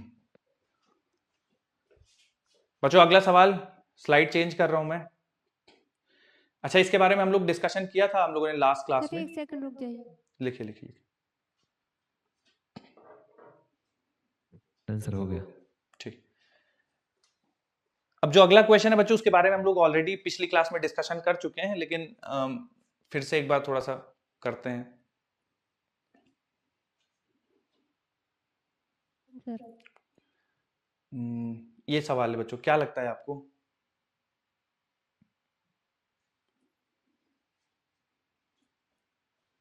डिक्रीज हो जाएगा साइज। पहला ऑप्शन है बच्चों कि इंक्रीज होगा, A option is increasing, B option decrease हो जाएगा, इंक्रीज। सी ऑप्शन सेम रहेगा। क्या लगता है बच्चों, पहला दूसरा तीसरा? सर डिक्रीज होगा सर, डिक्रीज। सर डिक्रीज भी। बिफोर इंक्रीज होगा सर। इंक्रीज होगा, decrease sir decrease. Decrease. Increase होगा। ठीक ठीक ठीक सर बिफोर बोल होगा सर, बिफोर बोल। बच्चों, इंक्रीज हो जाएगा गैप। Yes sir. ठीक है, यस देखिए मैंने कल भी आप लोगों को बताया था, जब किसी भी चीज को हीट करते हैं ना तो किसी भी दो पॉइंट के बीच का सेपरेशन बढ़ेगा। ठीक है, कोई भी दो पॉइंट के बीच का सेपरेशन बढ़ेगा। ठीक है, अब मैं थोड़ा सा फिर से जैसे कोशिश करता हूं एक्सप्लेन करने की, बाकी आपको याद रखना है जैसे हम लोग फोटो क्लिक करके जूम करते हैं हीट होने पे, वैसे ही हर चीज, कोई भी दो पॉइंट लीजिए उनके बीच का डिस्टेंस बढ़ जाएगा। मैं तो खैर यहाँ पे पॉइंट ए और पॉइंट बी के बीच में बात हो रही है, तो किन्हीं भी दो पॉइंट के बीच में अगर यहाँ पे सी और डी ले लेंगे बच्चों, है ना, तो सी डी के बीच का भी सेपरेशन बढ़ जाएगा। कोई भी दो पॉइंट लेंगे उनके बीच की डिस्टेंस बढ़ जाएगी। अच्छा सर ऐसा क्यों हो रहा है, कारण क्या है इसके बढ़ने का? देखिए बच्चों, अगर मान लीजिए यहाँ पे गैप नहीं होता, सेम ही मटेरियल रखा होता, मान लीजिए एक समझाने के लिए सेम मटेरियल रखा होता, सेम मटेरियल रखा होता और आप टेम्परेचर बढ़ाते तो इसकी लेंथ बढ़ जाती, ठीक है। अब इधर वाला जो मटेरियल है, इधर वाले जो एटम्स हैं, ठीक है, उनको कोई फर्क नहीं है कि इधर मटेरियल रखा है या नहीं मटेरियल रखा है, उससे उनको क्या लेना देना है, वाइब्रेशंस बढ़ेंगे, ठीक है। ये जो इस वाले मेटल को जो आपने रिमूव किया उसको भी कोई फर्क नहीं पड़ता कि उसके दोनों साइड क्या है, वो भी अपनी लेंथ बढ़ाएगा, ठीक है। तो जनरली ये कंफ्यूजन होता है कि जब हम टेम्परेचर बढ़ाएंगे तो चूंकि यहाँ पे गैप है, ये इधर आ जाएगा, ये इधर आ जाएगा, पर ऐसा नहीं बच्चों, ओवरऑल पूरा लेंथ बढ़ेगा। ये जो रिंग है इसकी लेंथ भी बढ़ेगी और ये जो गैप है वो गैप भी बढ़ जाएगा, ठीक है। तो इसका करेक्ट आंसर होगा बच्चों इंक्रीज। तो गैप, हाँ हमारे एक दूसरा एक्सप्लेनेशन हमें समझ में आ रहा है, जहाँ तक हम बोलिए बोलिए बोलिए। अगर मिसाल के तौर पर हम ऊपर जैसे ऊपर देखेंगे, अगर जहाँ हाँ, गैप है हाँ, तो उसमें दोनों साइड से सर आगे बढ़ेगा ना, ये दोनों तरफ से एक्सपेंशन होगा। सही लेकिन बात नीचे है। अगर हम देखेंगे उसी पॉइंट पर अगर हम नीचे आ जाए इसके अंदर, हाँ, यहाँ हाँ। सिर्फ एक तरफ एक्सपेंशन होगा, यानी जो पार्टिकल इस जगह के हैं वो एक्सपेंशन दोनों तरफ नहीं करेंगे, जबकि हाँ, हाँ। ऊपर जो है इसके मुकाबले में दोनों तरफ से आगे बढ़ेगा वो। तो सर ओके। ऊपर जो इंक्रीज होगा वो हमारे ख्याल से कम हो जाना चाहिए और नीचे वाला। अच्छा, ऊपर वाले आप कह रहे हैं कि अच्छा मतलब गैप जो है वो कुछ मतलब ऐसा हो जाएगा, आप क्या कह रहे हो, आप ऐसा हो जाएगा मतलब सर गैप कम हो जाएगा। गैप कम हो जाएगा आप ये कह रहे हो। मैं बताता हूँ इसका, आपको एक्सप्लेनेशन देता हूँ। देखिए ये मान लीजिए बच्चों, ये है अभी रिंग की सिचुएशन, ठीक है। आप टेम्परेचर बढ़ाए, अभी रिंग की सिचुएशन ये है, ठीक है, ऐसी सिचुएशन है, ये गैप है, ठीक है। टेम्परेचर बढ़ाए, टेम्परेचर बढ़ाने के बाद ये सिचुएशन हो गई, ठीक है, और जो गैप है वो भी बढ़ गया, ठीक है। तो देखिए ये भी लेंथ बढ़ गया, ऐसा नहीं है कि ये वाला जो ये लेंथ है वो नहीं बढ़ा, मतलब ये जो पॉइंट ए है और इधर से आप ये पूरा जो ये चीज है यहां से घूम के ये बी आए, ठीक है। अगर मैं इसको एल नॉट बोल दूं, इस पूरी लेंथ को एल नॉट, तो ऐसा नहीं कि एल नॉट नहीं बढ़ा, एल नॉट बढ़ गया, ठीक है। लेकिन साथ ही साथ ये गैप भी बढ़ गया, ठीक है, ये साथ ही साथ ये गैप भी बढ़ गया, ठीक है। पहले यहां था गैप, मतलब ये गैप इतना था, अब ये गैप इतना हो गया, ये भी बढ़ गया और ये भी बढ़ गया। जो हम सोचते हैं, जहां पे हमें कंफ्यूजन होता है, हमें कंफ्यूजन ऐसा होता है कि अच्छा बीच में गैप है और इनको बढ़ना है हीटिंग से, तो ये इधर ही बढ़ेंगे। ऐसा नहीं है, ऐसा नहीं कि केवल इतना ही स्पेस अवेलेबल है, ठीक है, ये भी तो पूरा स्पेस अवेलेबल है, उसको भी यूटिलाइज कर सकता है, तो ये बढ़ेगा, ठीक है। ये पूरी लेंथ बढ़ गई ओवरऑल, गैप भी बढ़ गया, ठीक है। आई होप समझ में आया होगा शायद। हाँ सर अगर दो सेमी सर्कुलर रिंग हो, मतलब कि आधी आधी रिंग हो, सेमी सर्कुलर रिंग हो और अलग अलग रिंग हो, और फिर हम टेम्परेचर बढ़ा रहे हैं, तब फिर हम दोनों रिंग के बीच का गैप देख रहे हैं, तब भी इंक्रीज ही होगा।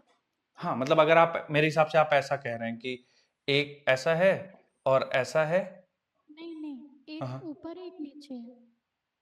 हाँ मतलब एक नीचे भी बनाइए एक रिंग और, ऐसा एक रिंग है और एक नीचे है। ऐसा एक रिंग है, हाँ मतलब दोनों रिंग ही है। ठीक है। हाँ, तो फिर और आप टेम्परेचर बढ़ा रहे हैं, यस सर। तो हाँ दोनों का ओवरऑल आपने इधर वेल्ड कर रखा है ना, ऐसा इधर वेल्डिंग है, नहीं बीच हाँ। में गैप है। बीच में गैप है, मतलब ऐसी सिचुएशन है, ये है, हाँ ओके। Yes sir. तो ठीक है, आप इसको देखेंगे तो ये वाला अलग से बढ़ गया होगा कुछ, है ना, ये कुछ इसकी लेंथ अलग से कुछ बढ़ गई होगी और इसकी लेंथ कुछ अलग से ऐसी बढ़ गई होगी, है ना। ओवरऑल गैप फिर से बढ़ेगा, मैं समझ गया आपकी बात, ओवरऑल गैप बढ़ेगा। देखिए हमारे दिमाग में क्या रहता है कि जैसे इंक्रीज करेंगे, ठीक है, इंक्रीज करेंगे तो हमें ऐसा लगता है कि दोनों के बीच में जो स्पेस है केवल वही यूटिलाइज होगा, ऐसा नहीं है, बाहर भी स्पेस है वो भी यूटिलाइज होगा, ठीक है। और बाकी फिर बच्चों यही है कि आप कहीं से भी कोई पार्ट कट कर दीजिए, है ना, आप बिल्कुल सेम कॉन्सेप्ट यूज करिए कि जैसे एज इफ आपने पिक्चर क्लिक कर ली और पिक्चर को जूम कर रहे हैं।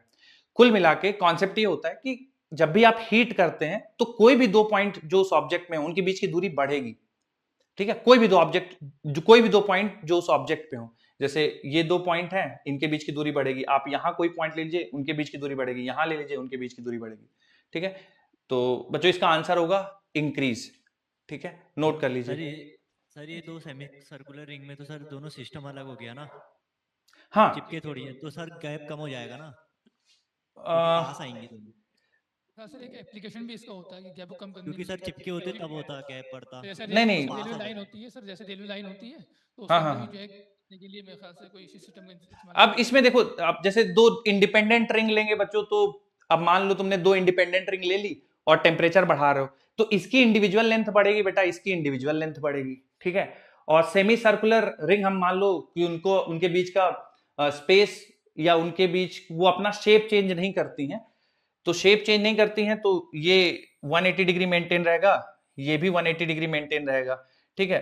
तो पहले कम था और मान लीजिए अब कि तो बढ़ जाएगा ना सर, अ, ऊपर को जाएगा वो भी नीचे को आएगा तो दोनों बढ़ जाएंगे गैप, मतलब हाँ, कम हो जाएगा गैप। गैप एक सेकंड, कम मुझे हो थोड़ा जाएगा। सा, अगर इंडिपेंडेंट है रिंग्स, है ना, हाँ दोनों सेमी सर्कुलर इंडिपेंडेंट रिंग है और दोनों का सेमी सर्कुलर शेप नहीं चेंज होगा, दोनों की लेंथ बढ़ेगी और 180 डिग्री अगर शेप भी चेंज नहीं करते हैं मान लीजिए, तो गैप बढ़ेगा ही बच्चों, है ना, गैप बढ़ेगा।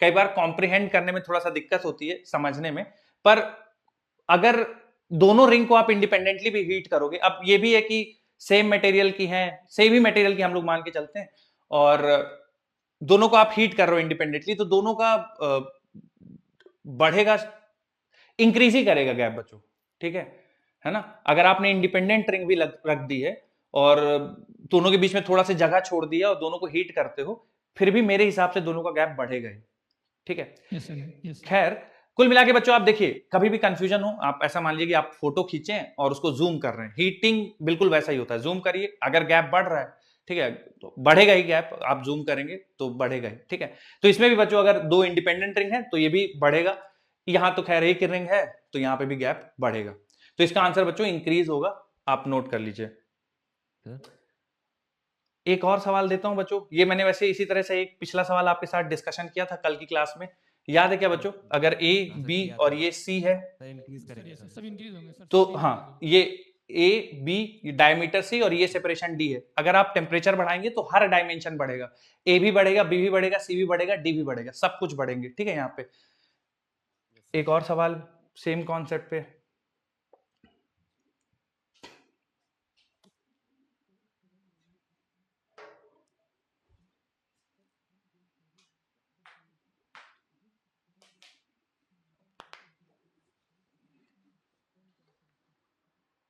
Sir solid. ओके।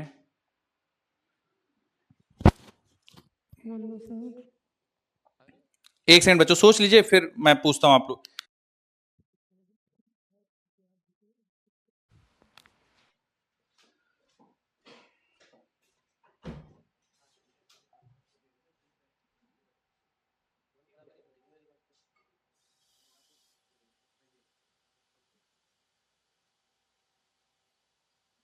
दोनों सेम। सर दोनों बराबर ही बढ़ेंगे सर। सर सॉलिड होगा।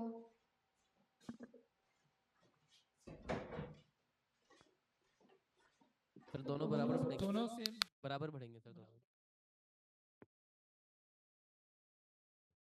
हेलो हेलो हेलो, हाँ बताइए बच्चों, किसका वॉल्यूम ज्यादा बढ़ेगा, किसका कम?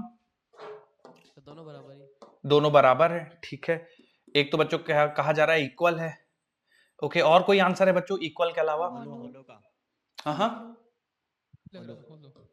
सर सॉलिड का होगा। सॉलिड का वॉल्यूम ज्यादा होगा एज कंपेयर टू हॉलो वाला, ठीक है। और तीसरा मान लेते हैं कि वी हॉलो ज्यादा होगा वी सॉलिड।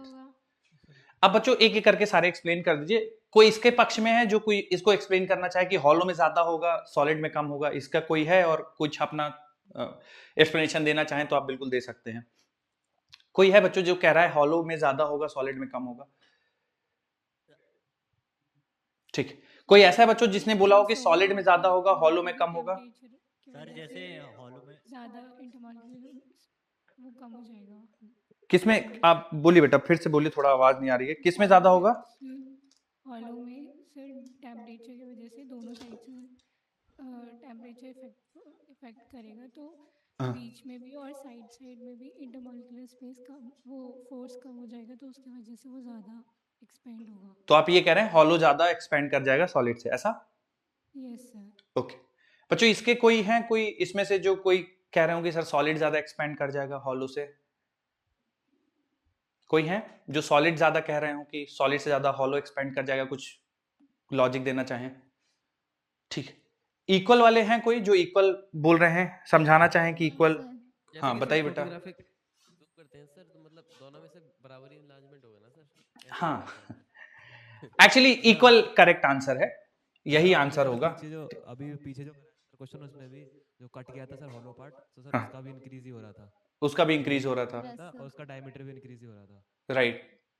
तो बच्चों इस चीज पे डिपेंड करता ही नहीं है कि अंदर मटेरियल प्रेजेंट है या नहीं प्रेजेंट है, ठीक है। जैसे इन्होंने एक बच्चे ने बोला कि सर वही वाला पिक्चर खींच लेंगे और दोनों में चूंकि टेम्परेचर इंक्रीमेंट है, बराबर टेम्परेचर इंक्रीज कर रहे हैं, तो जूम लेवल दोनों में सेम होगा, तो जितना होगा हॉलो में उतना ही होगा सॉलिड में। एक्चुअली बच्चों इक्वल एक्सपेंशन होगा, ठीक है।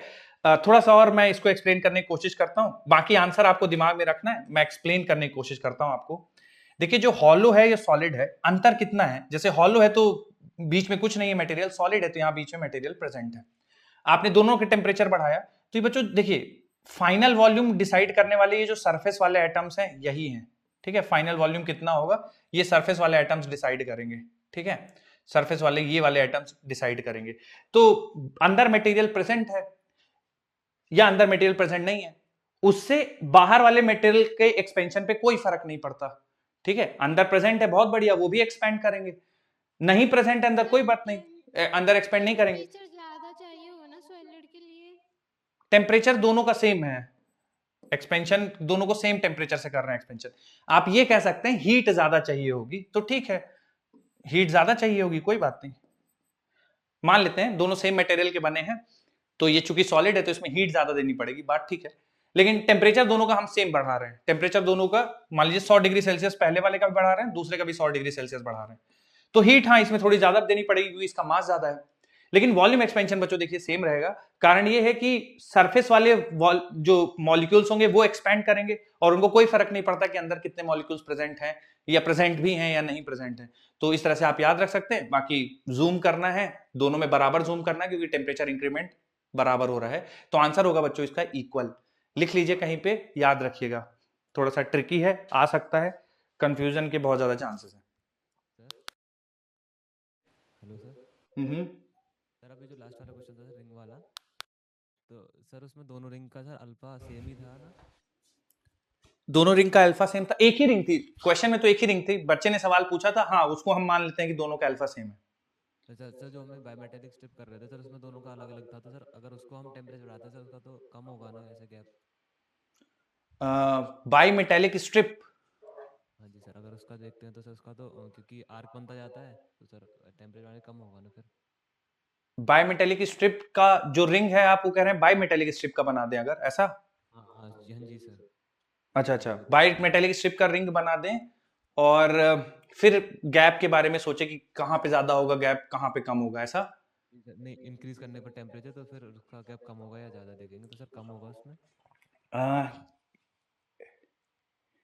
गैप कम नहीं होगा, उस केस में भी नहीं कम होगा, गैप कम नहीं होगा। देखिए मान लीजिए आपने बायोमेटेलिक स्ट्रिप का यूज करके बना लिया, ठीक है, और तो देखिए होगा क्या, जैसे मान लीजिए ये एक मटेरियल है, टेम्परेचर बढ़ाएगा, इसका भी लेंथ बढ़ेगा, और एक इसके ऊपर आपने दूसरा एक मटेरियल रख दिया है, ठीक है, दूसरा कोई मटेरियल है, टेम्परेचर बढ़ाएंगे इसका भी लेंथ बढ़ेगा, ठीक है, लेंथ दोनों के बढ़ेंगे, है ना।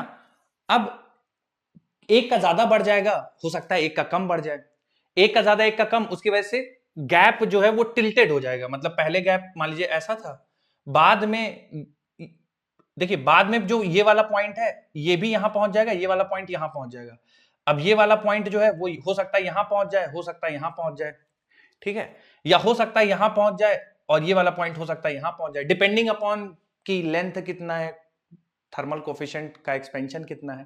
पर अगर आप मुझसे पूछें कि ये दो पॉइंट आइडेंटिफाई करें, एक को मान लीजिए x बोल दीजिए, इसको y बोल दीजिए, ऊपर वाले को a बोल दीजिए, इधर b बोल दीजिए, और पूछें कि सर x y में क्या होगा, तो x y के बीच का भी गैप बढ़ जाएगा, a b में क्या होगा तो a b के बीच का भी गैप बढ़ जाएगा, इवन दो बायोमेटेलिक स्ट्रिप है फिर भी तो बढ़ेगा जरूर गैप, ठीक है। सर कोई भी कंडीशन हो, अगर कह रहा है कि टेम्परेचर बढ़ा रहे हैं तो उसका हाँ बिल्कुल, कुछ भी हो, आप टेम्परेचर बढ़ाएंगे तो डायमेंशंस बढ़ेंगे, कोई भी 2 पॉइंट के बीच की दूरी बढ़ जाएगी। ठीक है सर, ओके समझ सर हाँ हाँ बोलिए बोलिए। ठीक बच्चों, एक थोड़ा सा आप लोग को और एक जानकारी देनी थी। ये कोफिशिएंट ऑफ लीनियर एक्सपेंशन है अल्फा, ठीक है, और इसका कुछ ग्राफ खींच रहे हैं टेम्परेचर के साथ। तो जनरली मैंने अभी तक आपको यही बताया कि coefficient of linear expansion alpha को जो है आप कांस्टेंट की तरह ट्रीट करिए, ठीक है। भाई देखो बच्चों, ये किसी मेटल के लिए मान लीजिए, ठीक है, तो मैंने अभी तक आपको ये बताया कि अल्फा की वैल्यू को आप कांस्टेंट ट्रीट कर लीजिए, पर आप यहां पे देख रहे होंगे तो अल्फा 0 से लेकर 250 केल्विन, 250 केल्विन का मतलब हो गया माइनस में कुछ टेम्परेचर है डिग्री सेल्सियस में, तो 0 से लेकर 250 केल्विन तक अल्फा की वैल्यू बढ़ी, ठीक है। फिर 250 से लेकर 500 केल्विन तक अल्फा और बढ़ा, ठीक है, और 500 केल्विन के बियॉन्ड अल्फा कांस्टेंट हो गया, ठीक है। तो कुल मिला के बच्चों इस ग्राफ की मदद से आपको मैं ये समझाना चाह रहा हूं कि जब हम बोलते हैं ना कि अल्फा कांस्टेंट है, तो ये जनरली हायर टेम्परेचर पे बोलते हैं कि अल्फा कांस्टेंट है, ठीक है। 500 केल्विन, 500 केल्विन से आप 273 माइनस कर लीजिए, ठीक है, यानी 200 डिग्री 227 डिग्री सेल्सियस के आसपास, यहां से फिर ये एक मेटल है, if I am not wrong बच्चों, ये कॉपर का है शायद, ठीक है। तो कॉपर के लिए है तो 500 यानी 227 डिग्री सेल्सियस के बियॉन्ड अल्फा कांस्टेंट है, ठीक है, उससे पहले अल्फा चेंज होता है। तो इस ग्राफ की मदद से मैं आपको ये बताना चाह रहा था कि जनरली हम सवालों में अल्फा कांस्टेंट ट्रीट कर लेते हैं, पर अल्फा वेरी करता है बच्चों, है ना, अल्फा वेरी करता है। स्मॉलर टेम्परेचर में अल्फा चेंज होगा, टेम्परेचर के साथ बढ़ेगा, हायर टेम्परेचर पे अल्फा कांस्टेंट हो जाता है, मतलब ऑलमोस्ट आप कांस्टेंट की तरह अल्फा को ट्रीट कर सकते हैं। तो एक थोड़ा छोटा सा पॉइंट लिख लीजिए, एट लोअर टेम्परेचर, लेकिन हम तो 25 और 20 पे भी सर वो कर रहे हैं, कांस्टेंट ट्रीट कर रहे हैं, लेकिन जब तक हमने क्वेश्चन वगैरह कर रहे हैं हाँ हाँ बिल्कुल बिल्कुल, एक्चुअली 0 से 100 डिग्री सेल्सियस तक में हम लोग उसको कांस्टेंट की तरह मान लेते हैं। ये हालांकि देखो अगर आप चेंज भी देखो ना तो 3 इंटू 10 के पावर -5, 6 इंटू 10 के पावर -5, ठीक है। इससे पहले मतलब आप ये मानो कि रूम टेम्परेचर में आने से पहले, ठीक है, रूम टेम्परेचर यानी 25 डिग्री सेल्सियस, यानी कितना हो जाएगा 300 केल्विन, 300 केल्विन से पहले जो चेंज है वो काफी अप्रिशिएबल है ना, काफी ज्यादा है। हालांकि यहाँ पे भी चेंज है, देखो 3 से ये डबल हो गया है, पर सवालों में करने के लिए हम लोग कांस्टेंट मान लेते हैं, ठीक है, बिल्कुल बात सही है। काफी बड़ी रेंज है, देखो 0 से लेकर 500 में 0 से अल्फा की वैल्यू बढ़ के 6 हो गई, है ना, तो चेंज होता है, पर अगर सवाल में नहीं दिया है तो हम लोग कांस्टेंट मान के ही ट्रीट करके उसको चल देते हैं, बाकी चेंज होता है अल्फा, ठीक है। अगर अल्फा चेंज होता है बच्चों तो देखिए, एक सेकंड, अगर अल्फा चेंज होता है तो आपको इंटीग्रेशन करने की जरूरत पड़ेगी, जैसे डीएल बराबर होता है एल नॉट अल्फा dt। अगर अल्फा कांस्टेंट है, जैसे आप दोनों साइड इंटीग्रेट करिए, अगर आपने अल्फा को कांस्टेंट ट्रीट किया तो डेल्टा एल बराबर आ जाता है L not alpha delta T. अगर अल्फा कांस्टेंट नहीं है, अल्फा टेम्परेचर का फंक्शन है, तो फिर आप अल्फा को इंटीग्रेशन से बाहर नहीं निकाल पाएंगे। फिर मान लीजिए अल्फा बोल दे सवाल में कि अल्फा बराबर बीटी है ना, लीनियर चेंज हो रहा है, जैसे यहाँ पे कुछ पॉइंट तक लीनियर चेंज है, उसके बाद ऑलमोस्ट पैराबोलिक है, तो अल्फा बराबर मान लीजिए दे दे आपको बीटी स्क्वायर, तो फिर आप ये अल्फा की वैल्यू यहाँ पे रखेंगे इंटीग्रेशन में, फिर इंटीग्रेट करके सॉल्व करेंगे। तो अगर आपको सवाल में अल्फा की वैल्यू डायरेक्ट दे रखी है 10⁻⁵ पर डिग्री सेल्सियस, 10⁻⁷ पर डिग्री सेल्सियस, तो आप उतना लेके उसको सिंप्लीफाई कर लीजिए। अगर टेम्परेचर का फंक्शन देता है तो फिर आपको इंटीग्रेट करना पड़ेगा, जो कि आपको बहुत कम चांसेस है कि आपसे पूछा जाएगा। हाँ बताइए बताइए।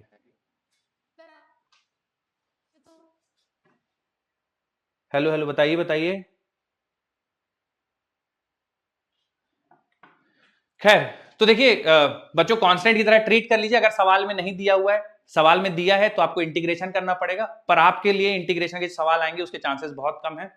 बस एक कॉन्सेप्चुअल पॉइंट की तरह याद रख लीजिए कि लोअर टेम्परेचर अगर है तो अल्फा चेंज होगा, हायर टेम्परेचर पे अल्फा कांस्टेंट हो जाता है। बस एक ऐसा थ्योरेटिकल पॉइंट लिख लीजिए।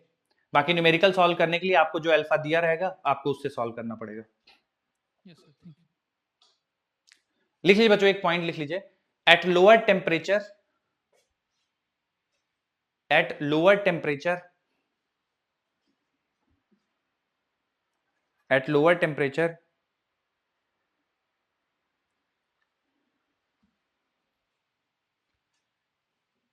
alpha varies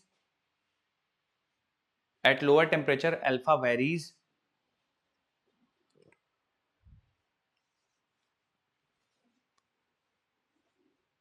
at lower temperature, alpha varies at higher temperature,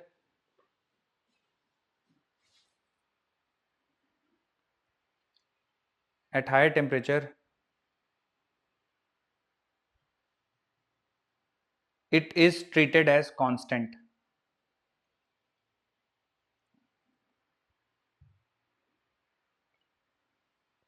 So it is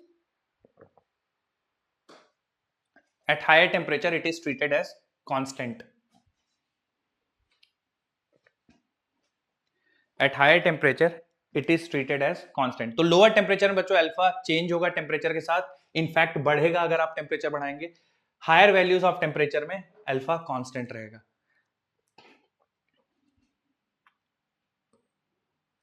hello sir, एक डाउट है. हाँ बताइए. सर वो आपने बोला कि 2 पॉइंट के बीच में सेपरेशन बढ़ेगा अगर टेम्परेचर बढ़ाएंगे तो. जी जी. तो सर जो मतलब ट्रेन की पटरी रहती है तो उसमें जब गर्मी का दिन आता है तो सर उसका सेपरेशन बढ़ जाना चाहिए ना, तो सर बताएं. मैं बताता हूं आपको, अगला वही है मेरा कॉन्सेप्ट, मैं बता दूंगा आपको. ठीक है बच्चों, नोट कर लिया. लोअर टेम्परेचर पे अल्फा की वैल्यू टेम्परेचर बढ़ाने से बढ़ेगी, हायर टेम्परेचर पे अल्फा कांस्टेंट हो जाता है. अभी नहीं किया. हाँ लिख लीजिए.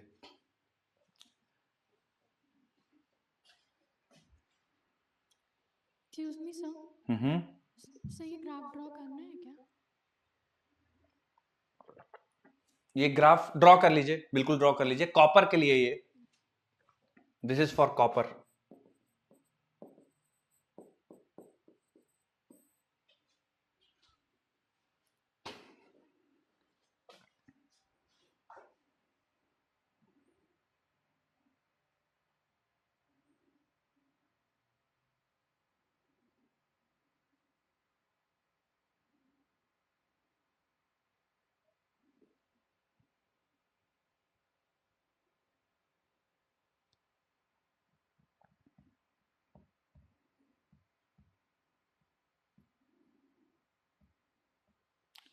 ठीक. अगला बच्चों सवाल, अगला सवाल क्या है, पहले कुछ एप्लीकेशंस और हैं वो भी देख लेते हैं थोड़ा सा, फिर समझाऊंगा. जैसे बच्चों ये है, when rails are laid down on the ground, space is left between the end of two rails. 2 rail है बच्चों, उनके बीच में हम लोग जगह छोड़ते हैं. अभी किसी बच्चे ने इसी पे डाउट पूछा था, मैं इसका आंसर करता हूं. देखिए मान लीजिए बच्चों एक रेल का ट्रैक ये है और एक दूसरा रेल का ट्रैक ये है. तो जब भी 2 रेल ट्रैक्स को ज्वाइन किया जाता है तो उनके बीच में हम गैप छोड़ते हैं. ठीक है, मान लीजिए अगर आप गैप नहीं छोड़ेंगे, जैसे सिचुएशन इस तरह से कुछ होती है. ठीक है, इधर आप स्क्रू लगाते, इधर स्क्रू लगा के ऐसे ज्वाइन करते हैं रेलवे ट्रैक्स को. थोड़ा बहुत आप गैप छोड़ते हैं. अगर गैप नहीं छोड़ेंगे, मान लीजिए आप पहली रेलवे ट्रैक ऐसे है और बिल्कुल बिना गैप छोड़े ही आप दूसरी रेलवे ट्रैक यहां से ज्वाइन कर देंगे, तो हायर टेम्परेचर, जब टेम्परेचर बढ़ेगा लीनियर एक्सपेंशन होगा, तो ये भी एक्सपेंड करना चाहेगी, ये भी एक्सपेंड करना चाहेगी, ये दोनों आपस में एक्सपेंड करना चाहेंगी और स्ट्रेस जनरेट होगा. तो हो सकता है डिफॉर्म कर दें, है ना. डिफॉर्म कर देंगे तो फिर प्रॉब्लम हो जाएगी. इसलिए गैप छोड़ते हैं ताकि इधर से भी इंक्रीज हो और इधर से भी इंक्रीज हो, तो गैप को फिल किया जा सके. अब सर यहां पे क्यों नहीं आप बोल रहे हैं कि टेम्परेचर बढ़ेगा तो ये गैप क्यों नहीं बढ़ जाएगा?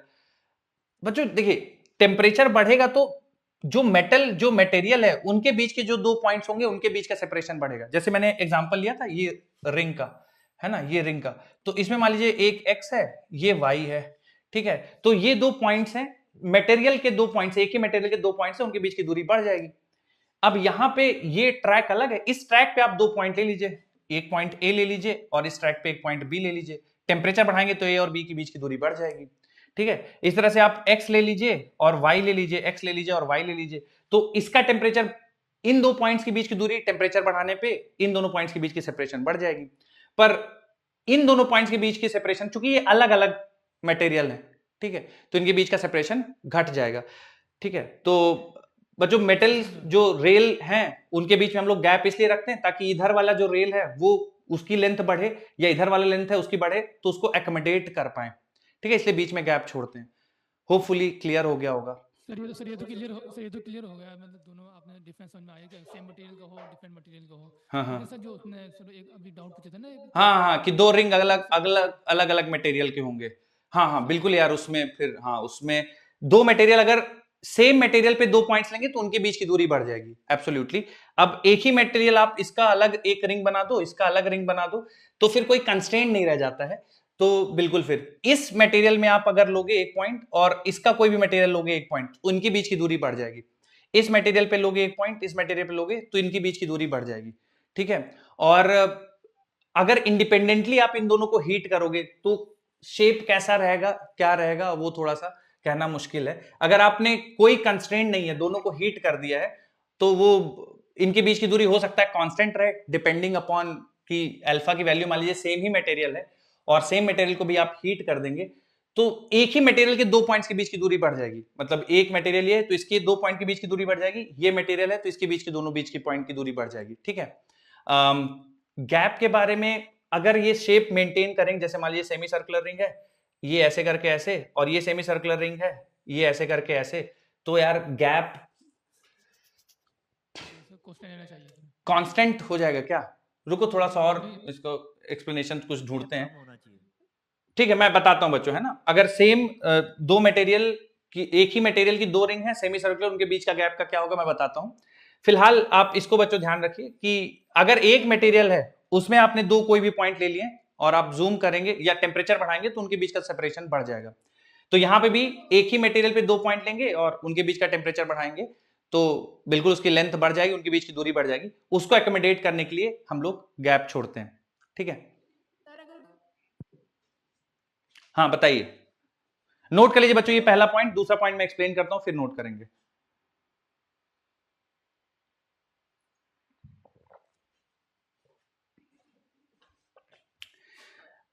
इसका बच्चों अगर आप लोग इसका आंसर ढूंढ पाए, अभी हम लोगों ने काफी डिस्कशन कर लिया है तो शायद आप लोग को पता होगा कि the transmission cable are not tightly fixed to the poles. क्या कारण हो सकता है बच्चों? हम लोग ट्रांसमिशन वायर्स जो है पोल्स के बीच में टाइटली फिक्स नहीं करते। जैसे आपने इलेक्ट्रिसिटी वाले वायर्स देखे होंगे तो पोल्स के बीच में एकदम से ऐसा फिक्स नहीं करते, हमेशा थोड़ा सा लूज छोड़ते हैं। ऐसा कारण क्या है? विंटर्स में क्या होगा कि ये आपस में चिपक जाएंगे और बिल्कुल टूट भी सकती है तार। बिल्कुल बिल्कुल। जो मौसम जो है ना चेंज होता रहता है बार-बार, तो कभी विंटर होती है, कभी सर्दी होती है। तो अगर सर्दी का मौसम है, विंटर का मौसम है, तो उसके अंदर जो है बहुत ज्यादा कॉन्ट्रैक्शन हो जाएगा, इसके अंदर छोटा हो जाएगा, टूट जाएगा। एब्सोल्युटली। तो अगर आपने ऐसे मान लीजिए फिक्स कर दिया, ठीक है ना, 25 degree Celsius 30 degree Celsius, winters के टाइम में टेम्परेचर कम होगा, इनमें कॉन्ट्रैक्शन होगा, तो वायर में टेंशन जनरेट होगी और डैमेज हो सकती है। इस वजह से हम लोग थोड़ा सा लूज छोड़ते हैं। इसका बच्चों अगर कोई एक्सप्लेनेशन देना चाहे, test tubes, beakers and cubicles are made up of Pyrex, glass और सिलिका।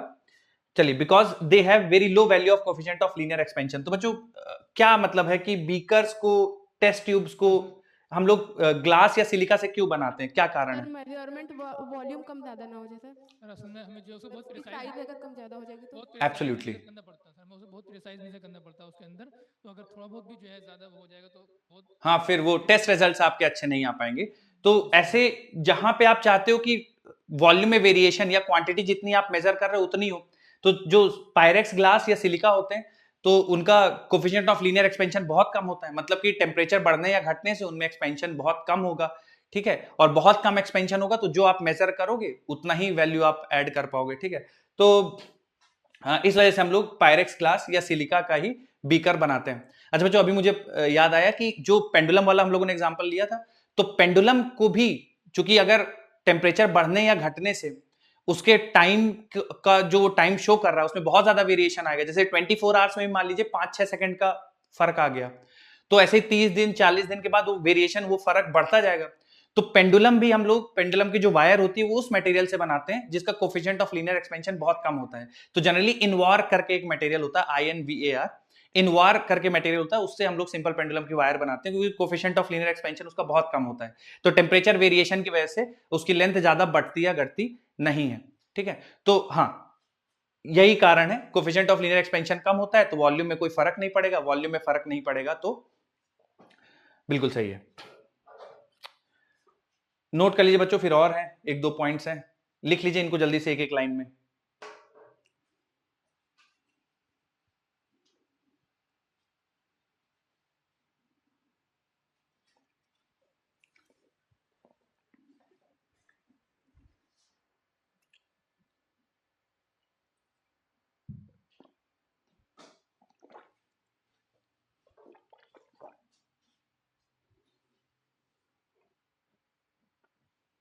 क्वार्ट्ज की किलो कैसी होती है? क्वार्ट्ज किलो क्या होता है ये? क्वार्ट्ज भी टाइप ऑफ सिलिका ही है ना, है ना, तो उसका भी कोफिशिएंट ऑफ लीनियर एक्सपेंशन बिल्कुल कम होगा।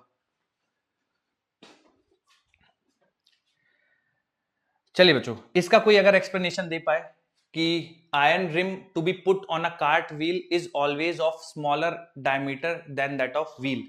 तो बच्चों आप लोगों ने पता नहीं कभी देखा है कि नहीं, जो कार्ट होते हैं गांव में, जैसे बैलगाड़ी होती है, तो उसमें जो उनका व्हील होता है, बैलगाड़ी का जो व्हील होता है, उसके चारों तरफ आयरन का एक रिम चढ़ा देते हैं, ठीक है। तो जो आयरन का जो रिम चढ़ाते हैं ना, उसका साइज व्हील के साइज से कम होता है। तो कैसे चढ़ाते हैं बच्चों? अगर व्हील के साइज से कम होता है उसका रिम का साइज, तो कैसे चढ़ाते होंगे उसको लकड़ी के व्हील के ऊपर? पहले उसको चढ़ा देते हैं सर, फिर उसके बाद में जो है उसको गर्म कर देते हैं सर। हाँ, चढ़ाने के बाद में गर्म करेंगे, चढ़ाने से पहले गर्म कर देते होंगे। मान लीजिए जैसे ये आयरन का रिम है और इसको आपको व्हील पे चढ़ाना है, ठीक है, ये व्हील का साइज है, बड़ा है, और आपको इस आयरन के रिम को व्हील पे चढ़ाना है। तो पहले इसको हीट कर देंगे, हीट करेंगे तो इसका साइज बढ़ जाएगा, साइज बढ़ जाएगा तो व्हील के ऊपर चढ़ा देंगे और फिर पानी डाल के ठंडा कर देंगे, तो अपने नेचुरल साइज में आ जाएगा, या रूम टेम्परेचर पे आने के बाद नेचुरल साइज में आ जाएगा, तो ग्रिप कर लेगा लकड़ी के व्हील को, ठीक है। तो ये भी बच्चों एक है, थोड़ा सा ध्यान रखिएगा। A glass stopper jammed in neck of a glass bottle can be taken out by warming the neck of the bottle। बच्चों इसका क्या एक्सप्लेनेशन देंगे आप, कि अगर मान लीजिए ग्लास के नेक में से कोई चीज फंस गई और आप उसको बाहर निकालना चाहते हैं, तो ग्लास के नेक को हीट कर देंगे। तो ग्लास के नेक को हीट करेंगे या बॉटल के नेक को हीट करेंगे तो उसमें एक्सपेंशन होगा, एक्सपेंशन होगा तो लूज हो जाएगी और आप बाहर निकाल सकते हैं, ठीक है। तो ये कुछ बच्चों और एप्लीकेशन है, थोड़ा सा दिमाग में रखिएगा। जो पहली वाली स्लाइड में है उसमें ज्यादातर अच्छे हैं, तो आपसे एक्सप्लेनेशन वाले सवाल पूछे जा सकते हैं असर्शन रीजन में।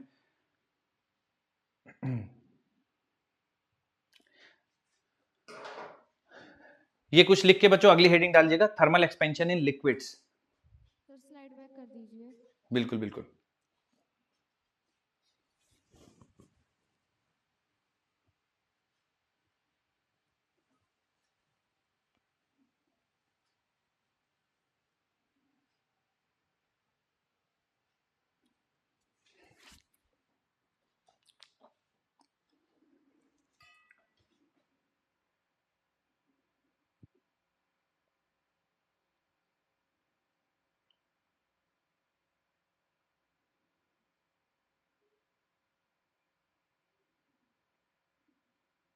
Done sir. ठीक,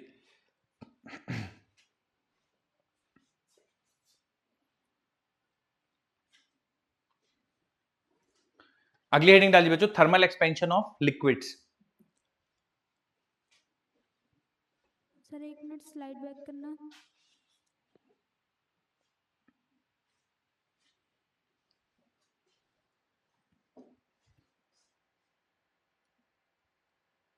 हो गया सर। ठीक है,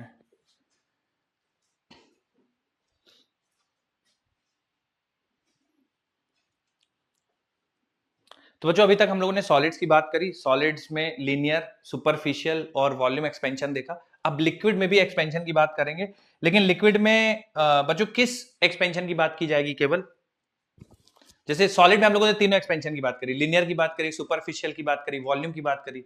लिक्विड में हम लोग कौन से एक्सपेंशन की बात करेंगे? केवल वॉल्यूम, है ना। और गैसेस की तो खैर हम लोग अलग से डिस्कशन ही करेंगे। लिक्विड में केवल बच्चों वॉल्यूम के एक्सपेंशन की बात करेंगे, ठीक है। तो यहीं से बच्चों हम लोग कल की क्लास में कंटिन्यू करेंगे लिक्विड का थर्मल एक्सपेंशन, और उस पर कुछ सवाल करेंगे। आज के लिए बच्चों बस इतना ही। Thank you. Thank you sir, thank you. Thank you. बोलिए बेटा। सर जो सॉलिड स्फीयर है उसमें जो इंटरमॉलिक्यूलर स्पेस है वो बहुत ही ज़्यादा कम होगा, उसमें मतलब मॉलिक्यूल्स बहुत ज़्यादा पास होंगे, तो अगर हम उसको टेम्परेचर देंगे तो उसके मॉलिक्यूल्स दूर जाएंगे, तो इसका वॉल्यूम बोलिए बोलिए। देखिए मैं फिर से बता देता हूं, आपका शायद हॉलो और सॉलिड के लिए डाउट है। तो सॉलिड है और ये हॉलो है, ठीक है। अब इन अंदर के जो मॉलिक्यूल्स हैं ये भी एक्सपैंड करेंगे और ये बाहर वाले सरफेस वाले मॉलिक्यूल्स भी एक्सपैंड करेंगे, लेकिन सरफेस के जो मॉलिक्यूल्स एक्सपैंड करेंगे उनका एक्सपेंशन इस चीज पे डिपेंड नहीं करेगा कि अंदर वाले मॉलिक्यूल्स किस तरह से एक्सपेंड करेंगे, ठीक है। तो जो सरफेस के मॉलिक्यूल एक्सपेंड करेंगे और जो वॉल्यूम के भी एक्सपेंड करेंगे, ठीक है। लेकिन जो सरफेस वाले मॉलिक्यूल्स का एक्सपेंशन है वो इस चीज पे डिपेंड नहीं करेगा कि अंदर वाले मॉलिक्यूल्स कैसे एक्सपेंड कर रहे हैं, ठीक है। इस वजह से दोनों के इक्वल एक्सपेंशन होंगे, ठीक है। Okay sir, thank you sir. Thank you.